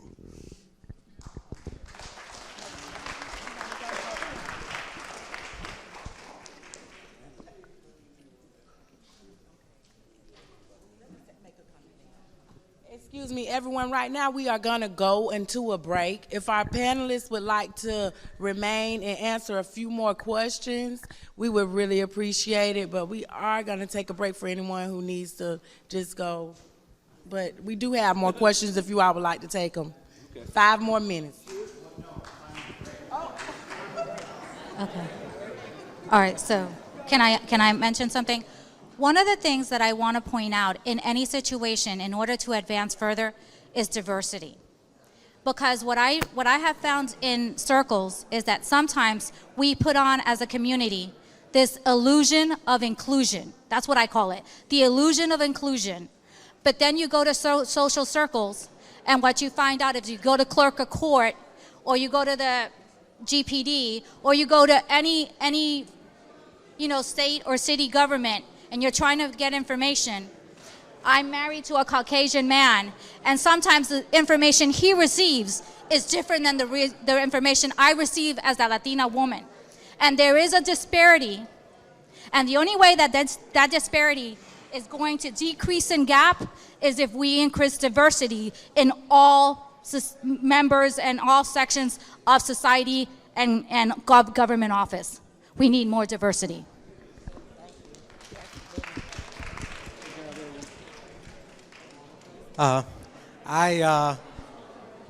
Every third Sunday at the museum across the street, I do a thing called Missing Pieces, because as the nurse said, and nurses rule,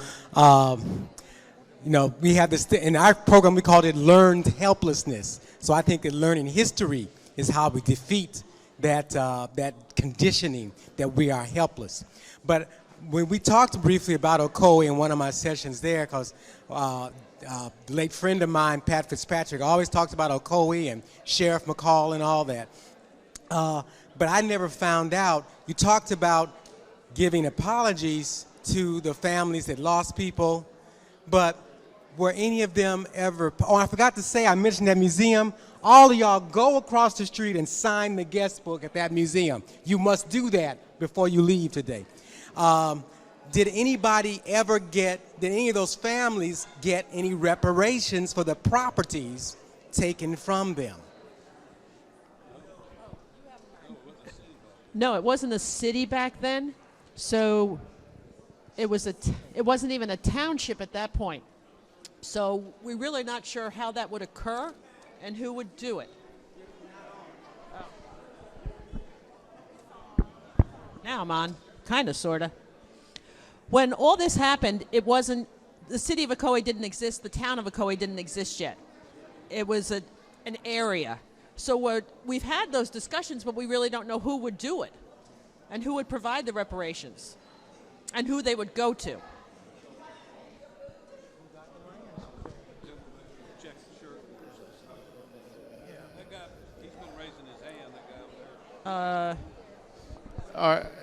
Hey, Did you want to say something, sir? No, I'm on, please.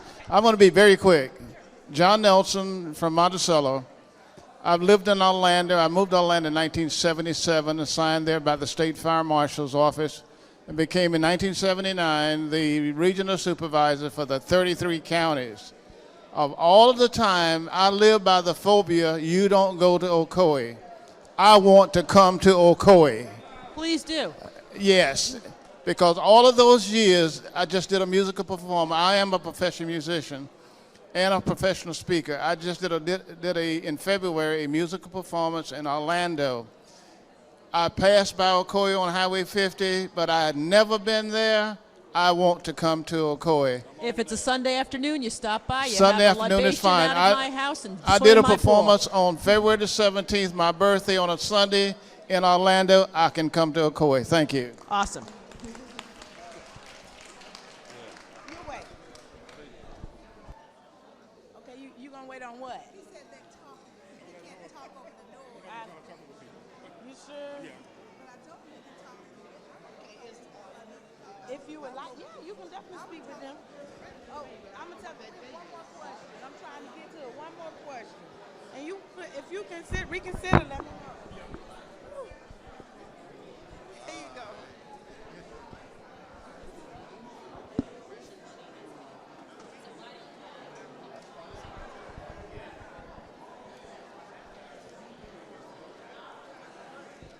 Hi. Okay, over here. First of all, I'd like to thank you guys for coming today. But I have a quick question in regards to, I believe it was Major Maxwell that said this, but talking about the board and about like how in Ocoee there's all this accountability, but in other cities in Florida, the other municipalities, there are no groups for diversity or human resources or anything being created. So as someone with connections to like Tampa city government, who could I possibly speak to like start some sort of organization like this? It has to start with the city head. The city has the power vested through the Constitution of the state of Florida to create resolutions, to create boards, to do functions. The board may be authoritative, or the board may be advisory, as is in our case, the advisory commission. I would suggest contacting your representative in your area. You live in Tampa, and put it in writing to him. Tell him of your concern, that you want to see this type of situation take place. It only takes one to get it started. Write him a letter, express to him your concern that you have not seen anything searching the city website that allows you, Citizen Mary Jane, to get involved in community activities, and ask him to present it at a commission meeting. Be there to reinforce it. To like a city commissioner or Yes. the mayor? Okay. Yes. Okay. Awesome. Absolutely. Great. Thank you. Because the mayor is just one vote. He has to do what the majority says. He doesn't have to agree, but he has to do what the majority says. Awesome. Thank you. Yes, ma'am. Good question. Oh, yes, ma'am. Yeah. I think you guys are doing a great job. I do have a little different situation in my community. I live in St. Augustine, which is a community where everybody wants to come. It's a beautiful tourist place. It's a great place of history. But it's also a place of great racial tensions that a lot of people don't know about, right below the surface. So I worked with EJI, bought a monument to St. Augustine, to St. Johns County. Our monument was actually lynched. It was taken away by people who didn't like the terminology that was on there. So we've started conversations about diversity, but we have white supremacists that show up at our meetings. And my question to you is, you know, you talk about the number of KKK that was in that area. Have they all just gone away, moved away, died away? The majority of them died away. There are still some fringes, but we've become so vocal and such a cohesive group that our voices are louder than theirs. So how did you overcome that? Because we have not just our locals, but people who are imported, just like what happened in Ocoee, that they've infiltrated our city commission meetings and other meetings. Persistence, pushing, not letting them get away with their inappropriate language and acts, and being willing to stand up and have a backbone and say, no, that's not true and that's not right. And this is what you need to be thinking, this is where you need to be going forward, and this is what we want our kids and our grandkids to know, the truth. Just got to fight for it. Okay.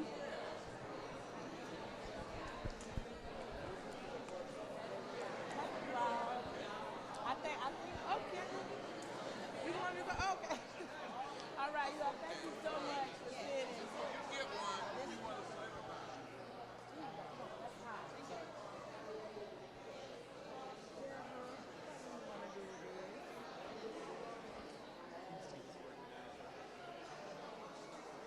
Okay, here we go.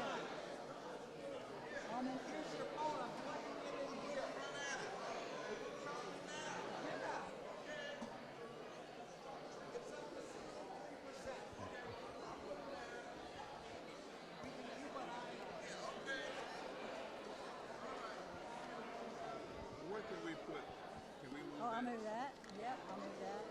Out of the way. Almost there. That's there. I'll put that right there. Do we have batteries? Only issue with this setup is we don't have room for computer audio. Do y'all have any presentations coming up? We don't have any audio, right? No audio. No movies or anything? There will be this afternoon. This afternoon we may not need 2 mics, so we can just unplug the wireless and then plug the computer back into it. This is fun. I'll turn this on. Watch this here. Now we have the projector on, which it is. I just got the thing closed. You also have a little, if you wanted to, you got a... You want the projector on? You want me to turn the projector on real quick? It's on. It's just that the shield is down. That's the old one. Okay.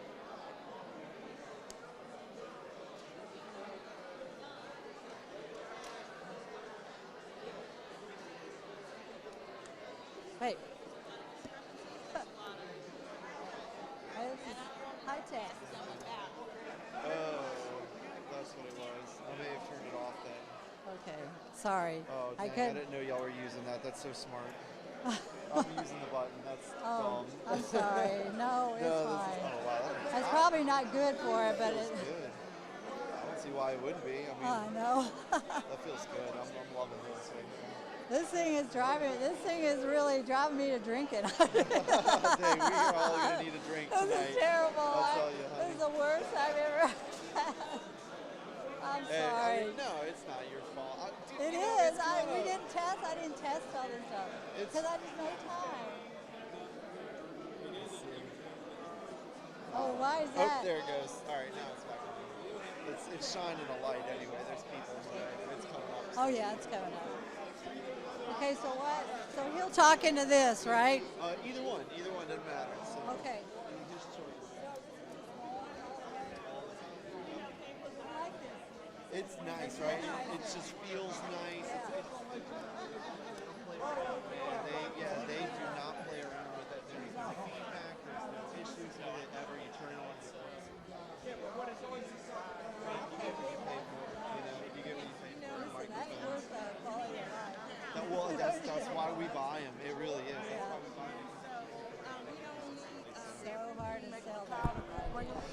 All right, let's find our seats.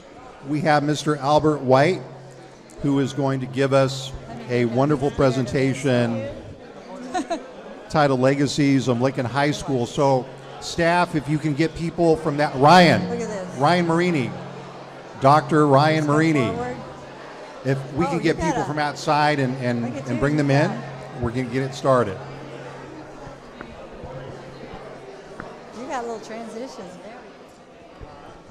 And if you have friends and loved ones outside, please help Ryan kind of bring them in. And we're going to get started in just 1 minute.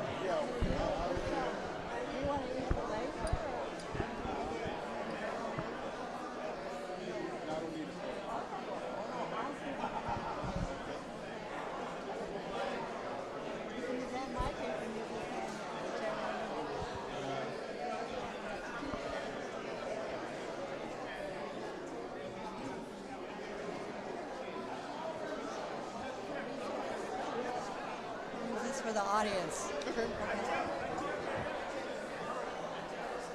Oh, if you want to touch that button once. It's already keyed off. Maybe not. There's a mute button.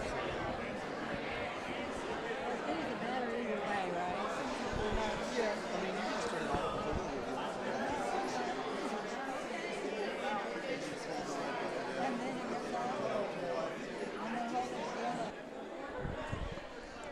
All right, ladies and gentlemen, friends, we are going to go ahead and get started with our next session.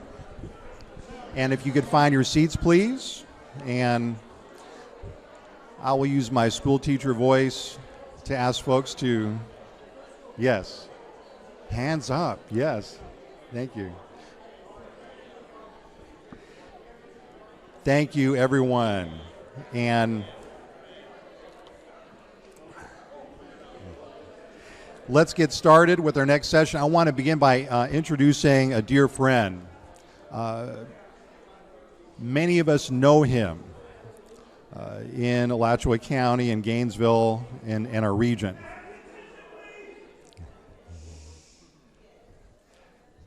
Thank you, Dr. Rivers. Appreciate it.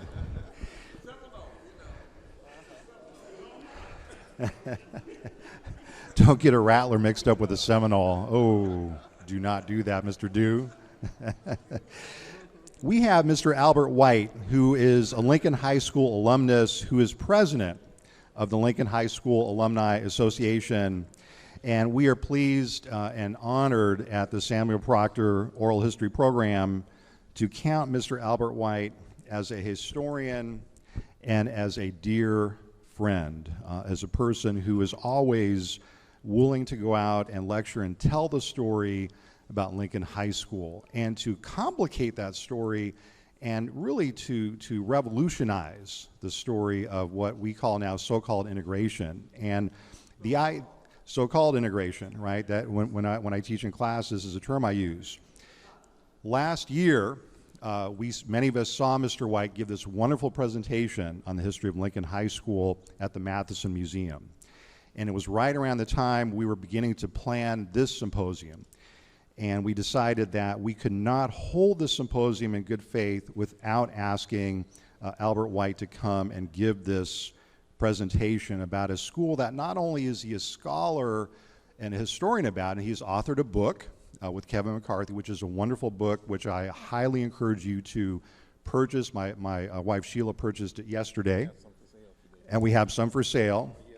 You need to get this book. But what makes this special is not only is Mr. White a scholar of Lincoln High School and the African American story about education, he also, of course, graduated from Lincoln High School. So he's not just an outside observer. He lived this history. He knew Prof. Jones and had a wonderful time, and our students have learned so much from him. So he has kindly agreed because of the scheduling, and we started a bit late today, to actually make his presentation, including Q&A, about 30 minutes. So we'll go for 30 minutes with Mr. White, and then we'll break for a catered lunch. How does that sound? So ladies and gentlemen, please join me in welcoming a dear friend and scholar, Mr. Albert White. Thank you.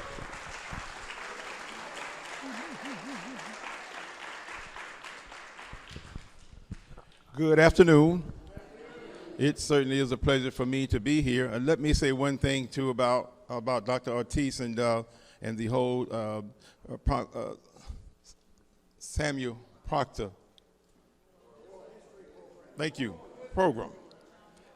We're in an environment these last 2 or 3 days where we are talking about some things that we have kind of ducked and dodged and didn't want to discuss them.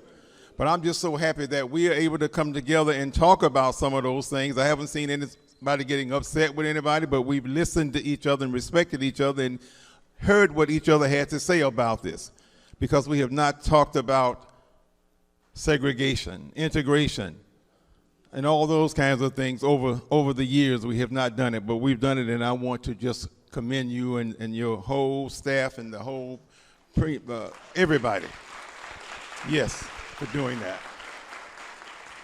I'm here to talk today about a great man, and I've got 30 minutes to do it, and it's going to be about a great school, a great school that we lost, that was closed.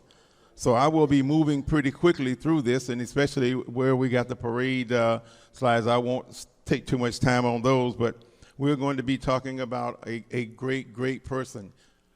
John Dukes, who was the first assistant superintendent at the Alachua County School Board, came up with the saying that I just love. He said that Lincoln High School was a school where teachers who wanted to teach could teach, and students who wanted to learn could learn. Nobody could have said it better than Mr. Dukes. Next slide for me. We're going to tell you a little bit about this great man that we're going to talk about, a man who loved education, who loved students, who was a no-nonsense man. As you'll see, some of the things that he did for his staff lets you know that he didn't fool around. He wanted to make education a priority in our community, and he did just that. Aquin Jones was the first principal of Lincoln High, as you know. This school was built after when we had the school down on 2nd Street, Union Academy. He was our first principal. He was born 1892, and I heard someone talking about Quincy, Jefferson County. Well, he's a Jefferson County boy. He was. He's the son of a truck driver, and he went to Florida A&M Tallahassee, the college, A&M College. In 1921, he was hired by the School Board of Alachua County to become principal of Union Academy, and then he moved on over to Lincoln when it was built, but he was paid $125 a month. I guess those were big dollars back then. Yes, yes. There you see a picture of our first graduating class, 1925. Huge class, right? They were proud. That was our first class, and certainly Prof. Jones was very, very, very happy to have them. There's one very popular person in here that I think everybody knows, and that was Miss Clara Griffin Smith. Miss Clara Smith, she was very, very, very well known in our community, along with several others of those individuals. If you go to the next slide for me.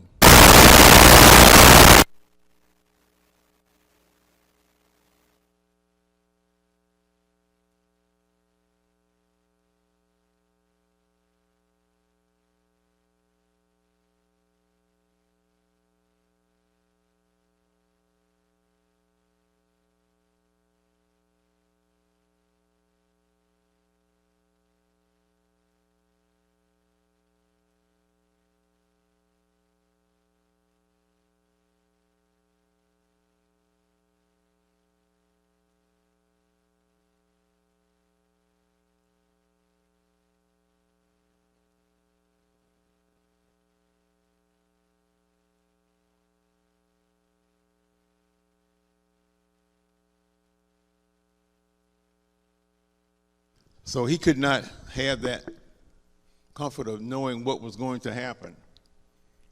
In 1920, the county freeholders had passed a bond, as you can see, for $150,000 to build a new school for whites and a school for blacks, the building that you are now sitting in. Tell you something about the school that you're sitting in. When they built that school, they didn't have bathrooms in the room like they have now. They had toilets outside that they had to use. But it was a new school, and Prof. Jones was still going to make that work. In March of 1922, the board received an acceptable bid to build the two schools, named by its patron, Abraham Lincoln, and we got Lincoln High School here. The new black school opened in September 1923. And the efforts resulted in a two-story building, and we fell in love with this building. We really loved it. The sad part about it is that I couldn't come to Lincoln because I was at Williams Elementary, and we were getting ready to graduate in 1956, and by the time we had graduation that fall, the new school was built. But we wanted to be over here, across town as we call it, Fifth Avenue, Seminary Lane, where all the happenings were. All the fun was. And the kids over here appeared to be a lot further along than we were because we were over at Williams Elementary, and that was kind of like in the country. Over here, they had a lot of things going on. But anyway, next slide for me. The history of Lincoln High School. Convinced that educators went beyond the hours of school, days. Prof. Jones involved himself and his teachers deeply in the lives of their students. I mean, he was a stickler for education. The few times the time that he spent at the New Lincoln, I did experience seeing how he operated. He was a very stoic man. He didn't smile a whole lot, but he was just serious. Prof. Jones launched a book drive to amass just a collection of books for our library over here. They didn't have books, but he was determined to have books. And so that's what he did. He amassed that drive to get those books. And during his first year, Lincoln was threatened with closing 3 months early due to a lack of funds. The funds were low, and Lincoln was threatened to close. And Prophet Jones successfully organized a fundraising drive to raise funds to keep the school open. He got out and did that. Students solicited money door to door while Jones and his teachers and PTA planned fundraising events. And that's how they were able to keep the school open. Now you're looking at one of the graduating classes of Lincoln. In our book, you will see a number of those. There's one thing you will find in common about the graduating classes. I've never been able to figure this out, but very few of them smile. Now, whether they were allowed to smile or not, I don't know. But they were not allowed.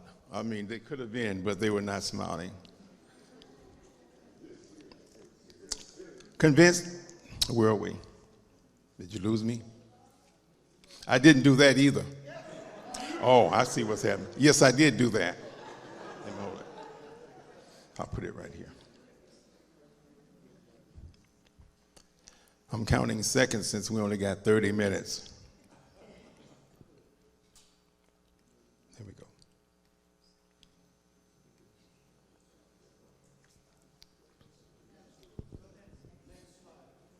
Okay. There's a picture of our class. Can you get that up here? I can always look behind myself, though. Yeah. I'm going to try to do something here since we got such a small area to work. Yeah. Just bear with me for just a second.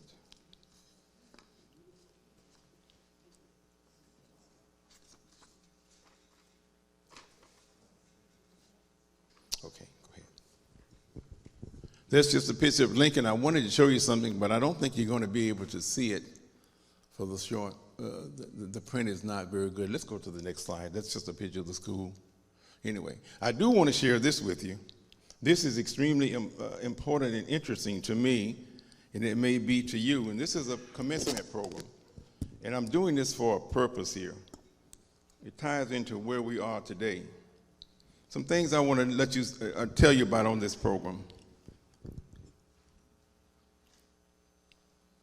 I want to talk about some things that they did for the students and that the students had to do and the things that they had on this program.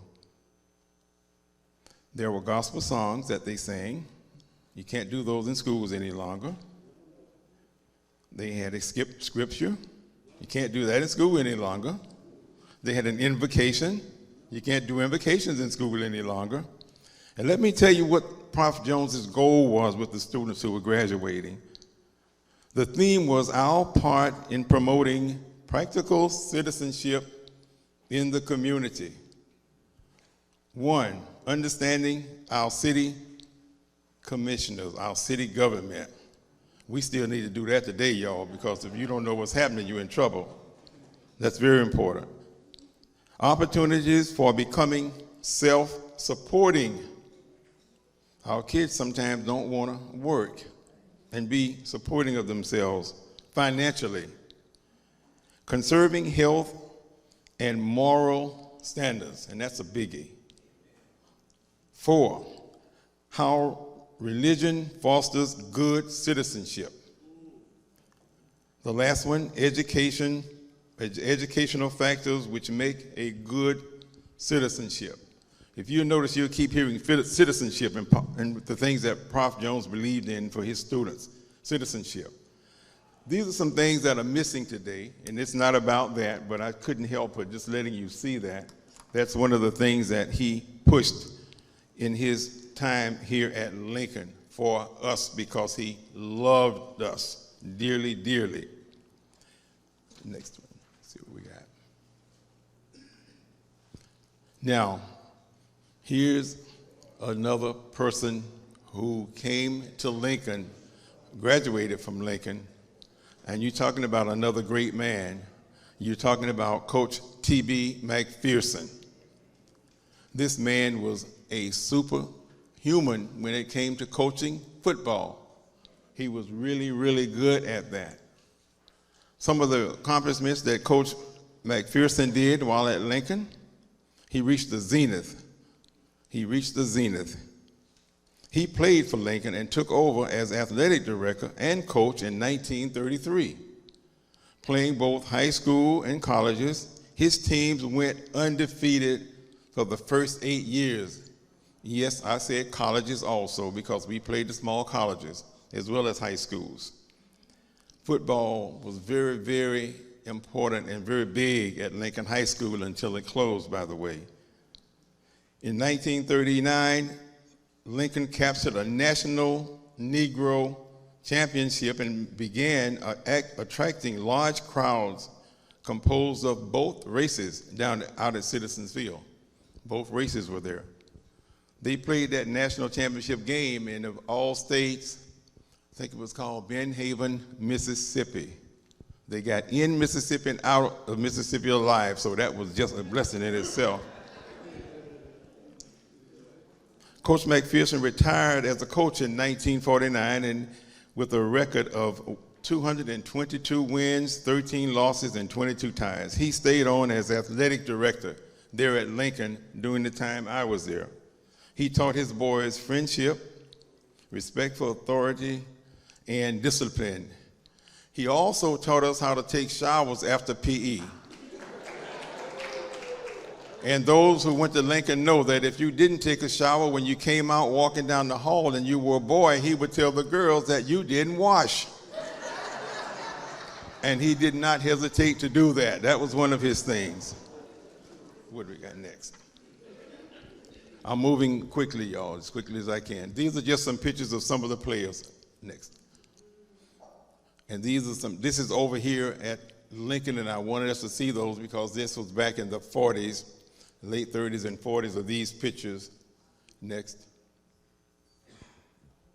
And these are some more modern pictures, and I see Judge Mickle in the back, and his brother is the first one to my right there. Yeah, Andrew, he was one of the first, he was on that team that year.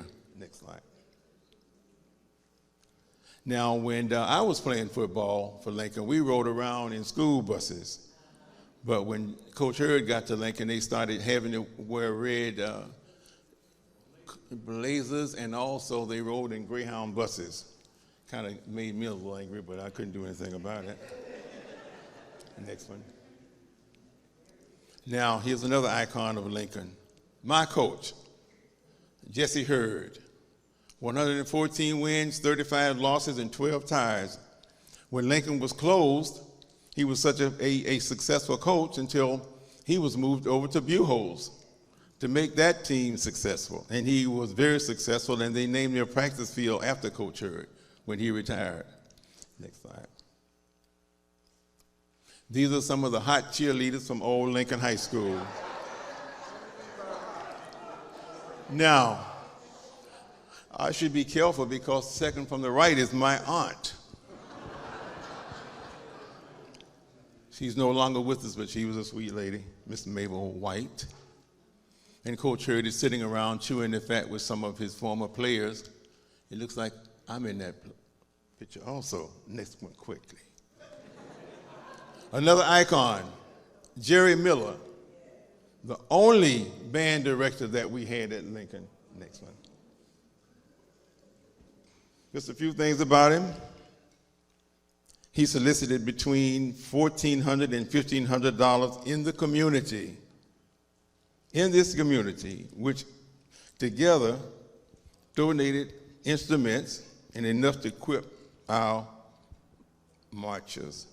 And they used to line up right across the street before a game. You'll see a picture there, right across the street. The band gave its first concert in April 1947 with the boys dressed in white shirts and white pants, black shoes, and a black tie. They were clean. The band practiced until 1956 in a two-room that was right next to Prof. Jones's house there. It's not there any longer, but that little room is where they practiced at in the afternoons. The Lincoln Band was the first black band to march in the Gator Ground, and that's a big thing. Now, for some of those parades, next slide, next couple of slides, if I'm not mistaken. That's the band rehearsing or getting ready for a parade, actually. They're getting ready to march, and this is downtown. Let me tell you where this is. This is coming down University Avenue, and they made a left right there at Northeast 1st Street, where, and that's where the City Hall is. And they marched down 1st Street for a while before the parade broke up. But we were allowed to bring our parades down University Avenue to Northeast 1st Street and make that left turn at that point. Next. There may be a couple more of these. There were some of the majorettes. The guys always like to see the majorettes marching. These are our Lincoln majorettes, and this was again in the late 40s when Mr. Miller had started. Now this is in front of our we call the school where I graduated from New Lincoln. And that's Mr. Miller with that band standing in front of the new school. Next. Those parades that you just saw, just keep moving. There's just some now the floats. We had real floats when we were at Lincoln. We would be given freedom to work on those floats the day before the parade, and we were excused from class to do that, and we had some beautiful ladies riding on those. And we have several of those, and they're going the same direction I told you, down 1st Street from University. But these were not just a car pulling something. These were real floats that we built during those times. You don't see too much of that now from high schools. Now, this is where I have to keep my cool. In 1954, the United States Supreme Court, of course, in Brown versus the Board of Education, segregated schools inherently unequal and against the United States Constitution. This is what the Supreme Court did. Inherently, they knew that inherently they were unequal, and they took a stand. School officials in Gainesville tried to avoid federal action, by equalizing the dual school system. Now that was a way out. Rather than a school built for the students, our county school board built 2 schools. And there was one for, as we used to say, y'all, and one for us.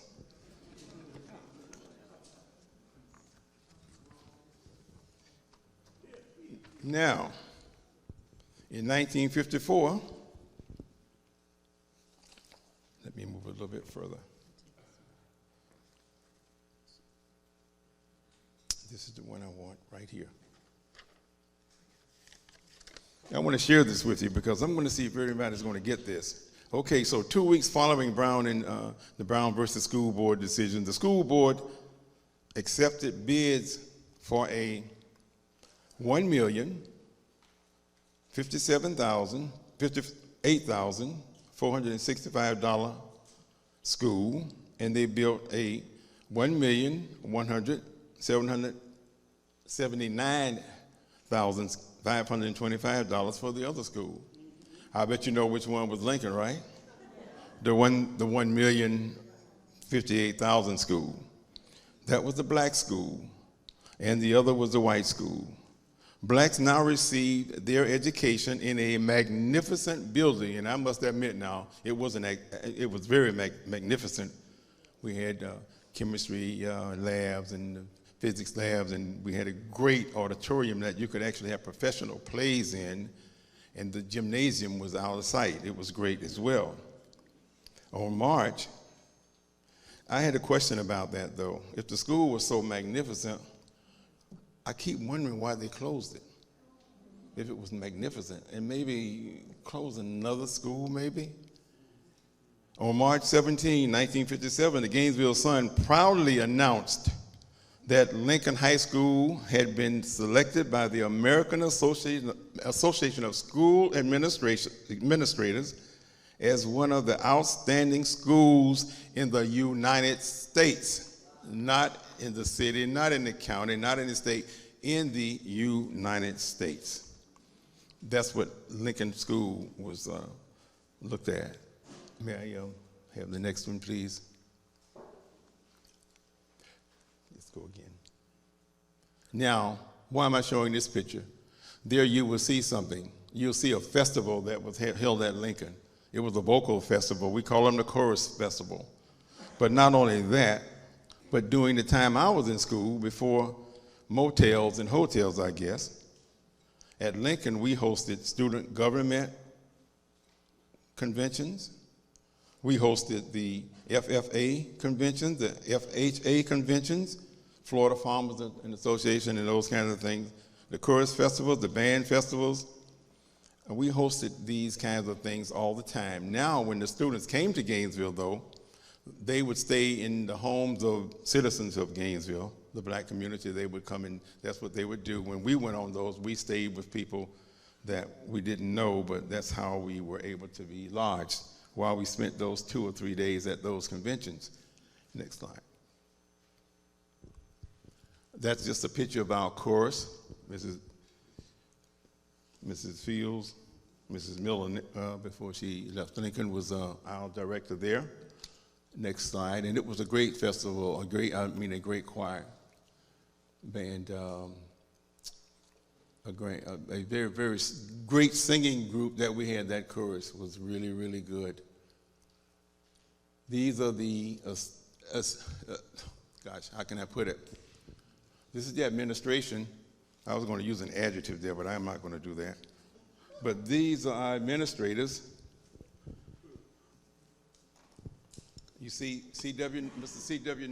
Norton at the very, he's the second one down. He was an assistant principal. Our principal, Otha W. Neely, and the bottom is also an assistant principal, Dr. Rawls. The gentleman at top was the director of instructions at Alachua County, and he was on this picture also. This was for something we must have been having that was pretty important. Now, this is why I'm really here, and I'll be pretty much done. You see that second word in this? The demise of Lincoln High School. This is where the tears fall, the anger builds, and all sorts of things run through your mind. Starting with WHY, why? I was away in college when Lincoln was closed, but I was getting, as I said the other day, and some of you heard me say, I was getting the papers from the Gainesville Sun.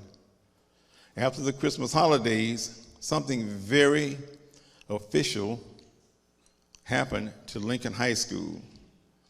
Something that we as Laconians, as Lincoln Terriers, never thought or could happen. We didn't think Lincoln was going to ever leave here. Our school was closed. No, it was taken from us by folks who didn't have a clue of what Lincoln High School meant to us and to this community.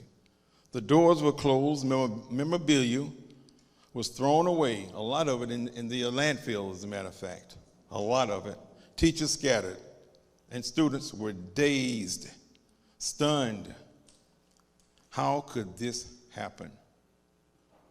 They took the best part of the school year away from students who were seniors at Lincoln High School. Sports, the spring sports, track and field, tennis, baseball, swimming, and the second half of the basketball season was lost. All of those things were taken from us. Then there were things like the junior senior prom, and everybody in this room loved the senior prom. I'm sure of that. The senior play, we had a senior play. Seniors acted in a play during that time. The ring ceremony, your school ring, we missed that. Senior day, where those who were student council officers, the president and the vice presidents, they acted as the principal and the vice principal. As a matter of fact, I had the privilege of being the vice principal because I was a student council officer. The baccalaureate ceremony, the commencement, those things were taken away from those kids, taken away. And they were all of the things that the senior class missed. Our teachers, administrators were scattered throughout the system, and some of them lost their jobs. Our kids were sent over to a very, very, it was just terrible. What year?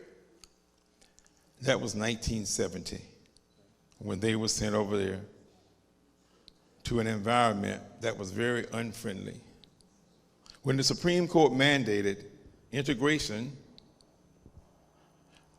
was it confused with the civil rights? Was it confused with those two things?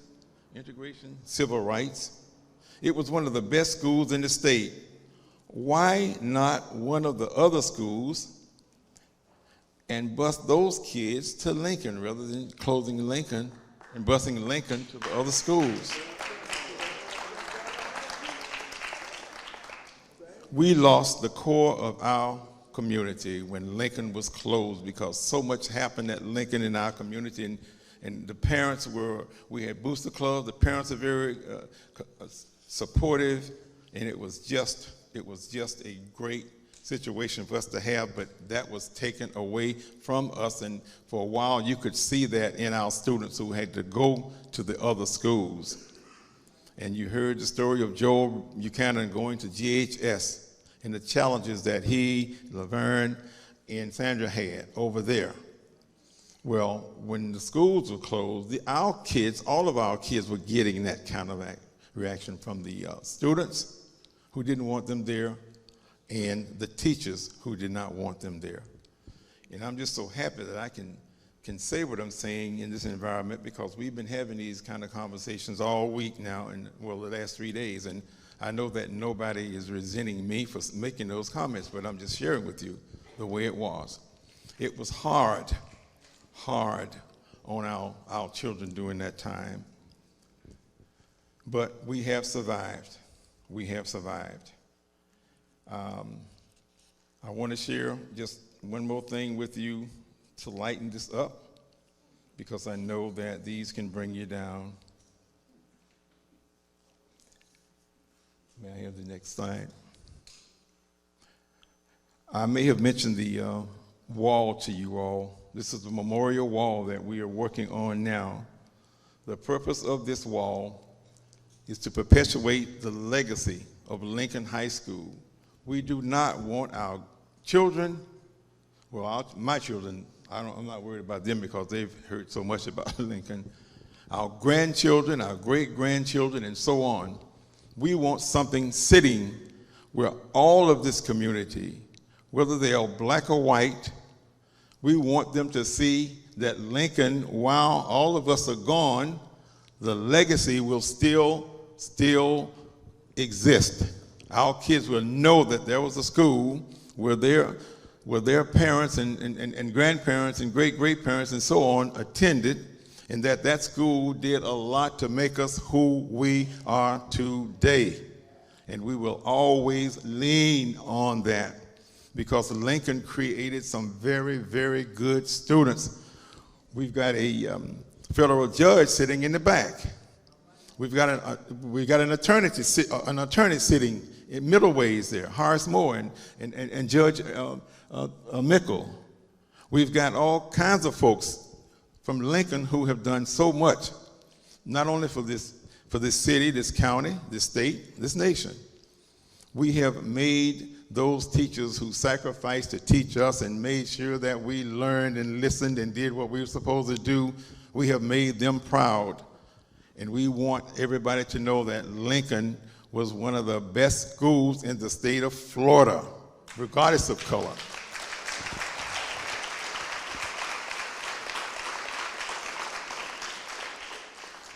We've had people on both city and county commissions.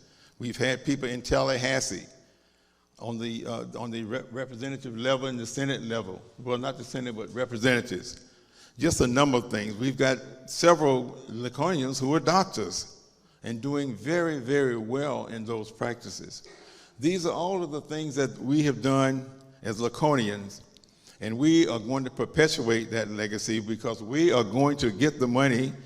I've been begging everybody, but I'm going to keep begging until we get the money we need to build that memorial wall in front of Lincoln, because it needs to be there. Every class that graduated will have their names on this wall. It's going to be a 20-foot wall. We've already got a lot of the work done by these businesses that gave us their services to get us going. And you will see that wall someday when you ride on Waldo Road and you look over at Lincoln Middle School. You will see that wall standing with the names of the red and white Laconians. Thank you very much.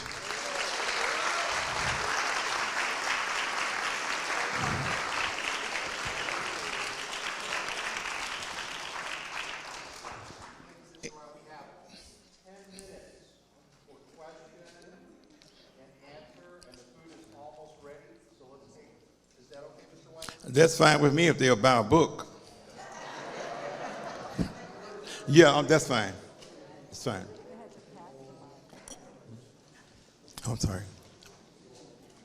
And I also have, I'm going to pass it. Someone left their keys in the ladies' room, so I will.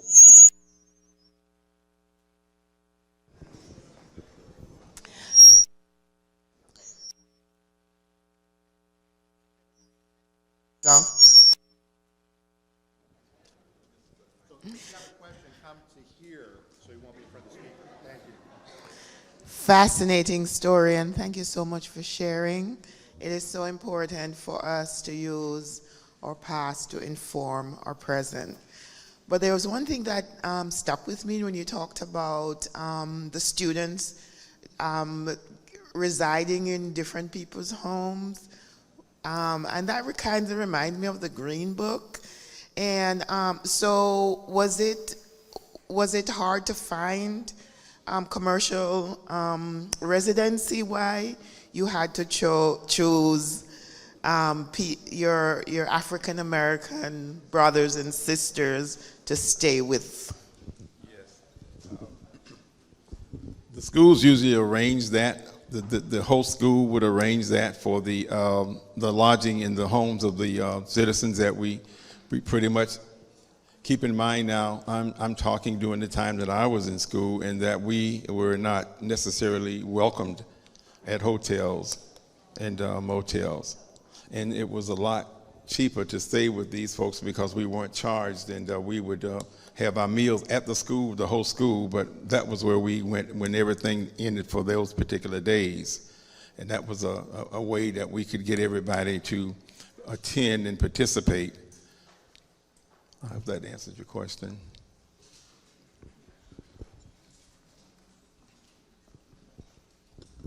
Mr. White, thank you so much for that wonderful presentation. I just wanted to announce to everybody that Desmond Walker, the director of the Aquin Jones Museum and Cultural Center across the street, has opened up the museum in order for all of us to enjoy viewing the exhibit about Lincoln High School and a tradition of excellence that is up in that museum right now. So during your lunch break, after you finish eating, or before you start eating, please go over across the street to the yellow center there and enjoy this exhibit. And thank you so much for the presentation. Questions? You have to come up here, sir. Mr. Brandt? Just so we don't get feedback. Okay. Thank you. Mr. White, appreciate you. You brought back some memories. I have a lot of pictures from Lincoln, from Union Academy, when it first started. About 5 of my aunts taught, great aunts taught at Lincoln, like Bessie Brown, Judy Watts Rainey, Louise Perry Hill. All of them was family. So if you want some of that memorabilia, I got it at home. And my great-grandmother with a diploma in her hand from Union Academy.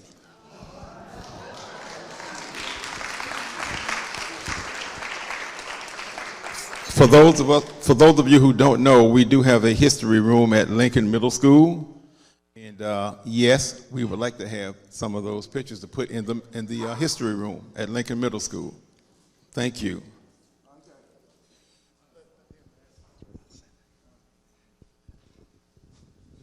Oh, thank you, General.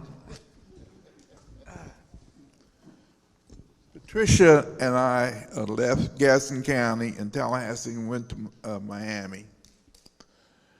About 15, 20 years later, we came back to Tallahassee to a shopping center to get something to eat. And we saw some students from Lincoln High School. They were all European children. In other words, the traditional black Lincoln School had been moved from the black neighborhood in Tallahassee into the suburbs. So my question to you is this. In order to maintain the history and vision of African Americans in relation to a Lincoln High School, what is the value to move that school tradition into the suburbs to the neglect of the community that it came from?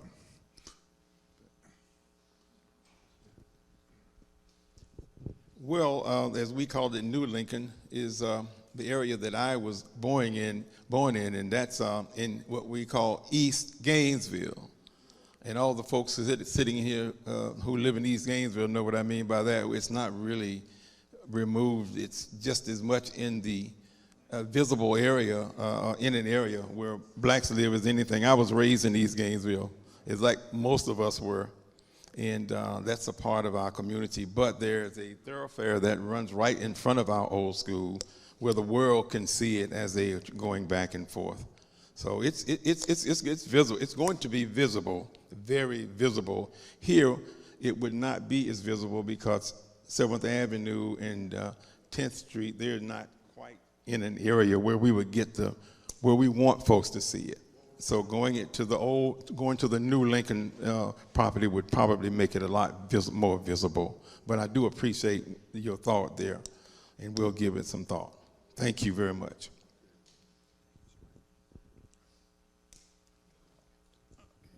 Mr. White, I appreciate your presentation. The passion that you hold for Lincoln is the same passion that I hold for Howard Academy. I have seen the same demise happen to the schools in Jefferson County. All of the black schools, we're the only county in the state of Florida that the Department of Education took all of our public schools. Now we are charter schools, corporate education.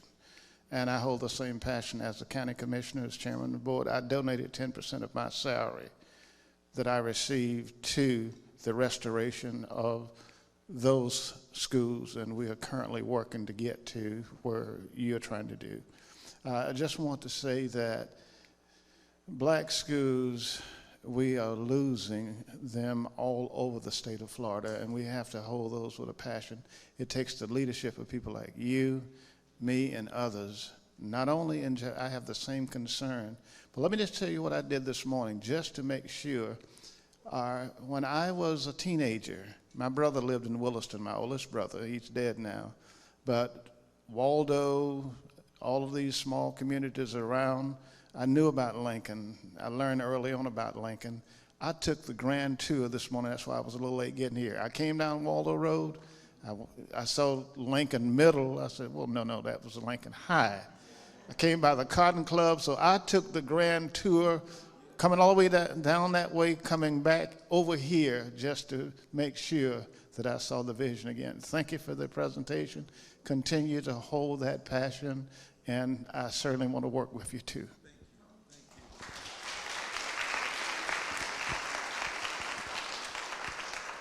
I do have one thought, if you don't mind. I need to talk to you afterwards. I want to figure out, you tell me how you were able to get that extra. I mean, you gave that money up. I want you to tell me how to get these folks on our board to do the same thing. Yeah? We could use it on the wall. Okay. Is that?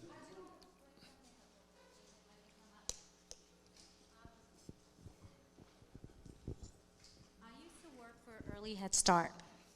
And we were near Wiles Elementary. We had like these cubicles right outside of Wiles Elementary. They looked like mobile home units. And what I started discovering was that when I was one of the few teachers there that discovered that the School Board of Alachua County had this program where if you can go online, you can get some credits and accreditation to become a paraprofessional, okay? Because they were moving more towards wanting more paraprofessionals. Shortly after, I started sharing that information with some of my other minority friends. I am a Latina, my parents are from Puerto Rico. I started discovering that that was pulled, that opportunity was pulled. And what I've discovered is that a lot of times, just like in the movie Hidden Treasures, when minorities get a hold of some information and they're ready to go in and take advantage of that opportunity, now the bar is raised. Now you have to jump extra hoops or it's taken away. So what I'm encouraging people, when you find out about something, go into your community centers, put up flyers. Go into your local schools, put up flyers, create your own Facebook page. Do not expect the mainstream media to put that information up for you. Absolutely make sure that you are getting that information out to as many people as possible. If you have to chalk it on your car and put some signs, I've done it, and put some signs on your car where they can get that information. There's something called khanacademy.org. My son, who's in the Air Force, benefited greatly from this free website. And we are still not privy to this information. But I have a Facebook page. You're welcome to it. It's called the Gainesville Informant. And one of my passions is to bridge the disparity between those that have and those that don't have, and those that know and those that are misinformed. So check it out anytime.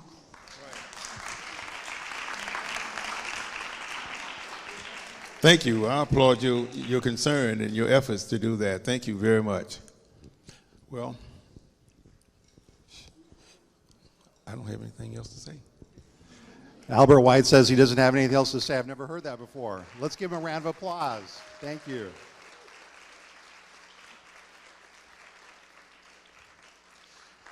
Remember that this presentation and all of the presentations have been live streamed, will be available for educators, for members of the community, and we will be sending out a link. We will feature the link to all the sessions prominently on the website of the Samuel Proctor Oral History Program, because we don't want to forget what we've done this weekend, do we?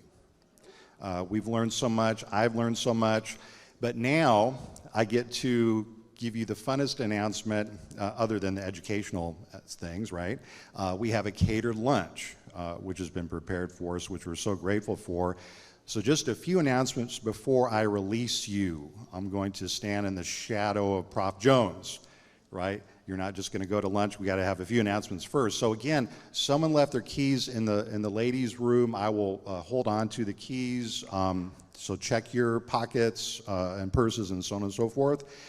Number two, we heard the name of a very important member of our community, Clarnell Smith Griffin. The the Pleasant Street Historic Society Incorporated is having their annual banquet Sunday, March 31st at 3 p.m. How many members of the Pleasant Street Historic Society Board or how many people are members here of that organization? Yes. So the banquet is a very important banquet next Sunday, March 31st. If you're interested, Melanie Barr and others have flyers, have tickets to that banquet. Sheila and I will be there, and so we hope to see many of you there as well. I know a lot of folks will be there. The other thing, to echo what my colleague Flo Turcott said, the Aquin Jones Museum is open for us. It is right across the street. Please do go there and make sure to sign the guest register, especially our out-of-town colleagues. That makes a big impact. It really helps us build that wonderful museum space. Our next session will start at 2:30 sharp, and we'll be happy to see you back here. We'll start kind of getting folks a few minutes before 2:30, but please enjoy a catered lunch, and you'll go that way. So folks, open the door, and yes, I don't have anything more to say, do I? Thank you. Oh, yes. Oh, one more thing.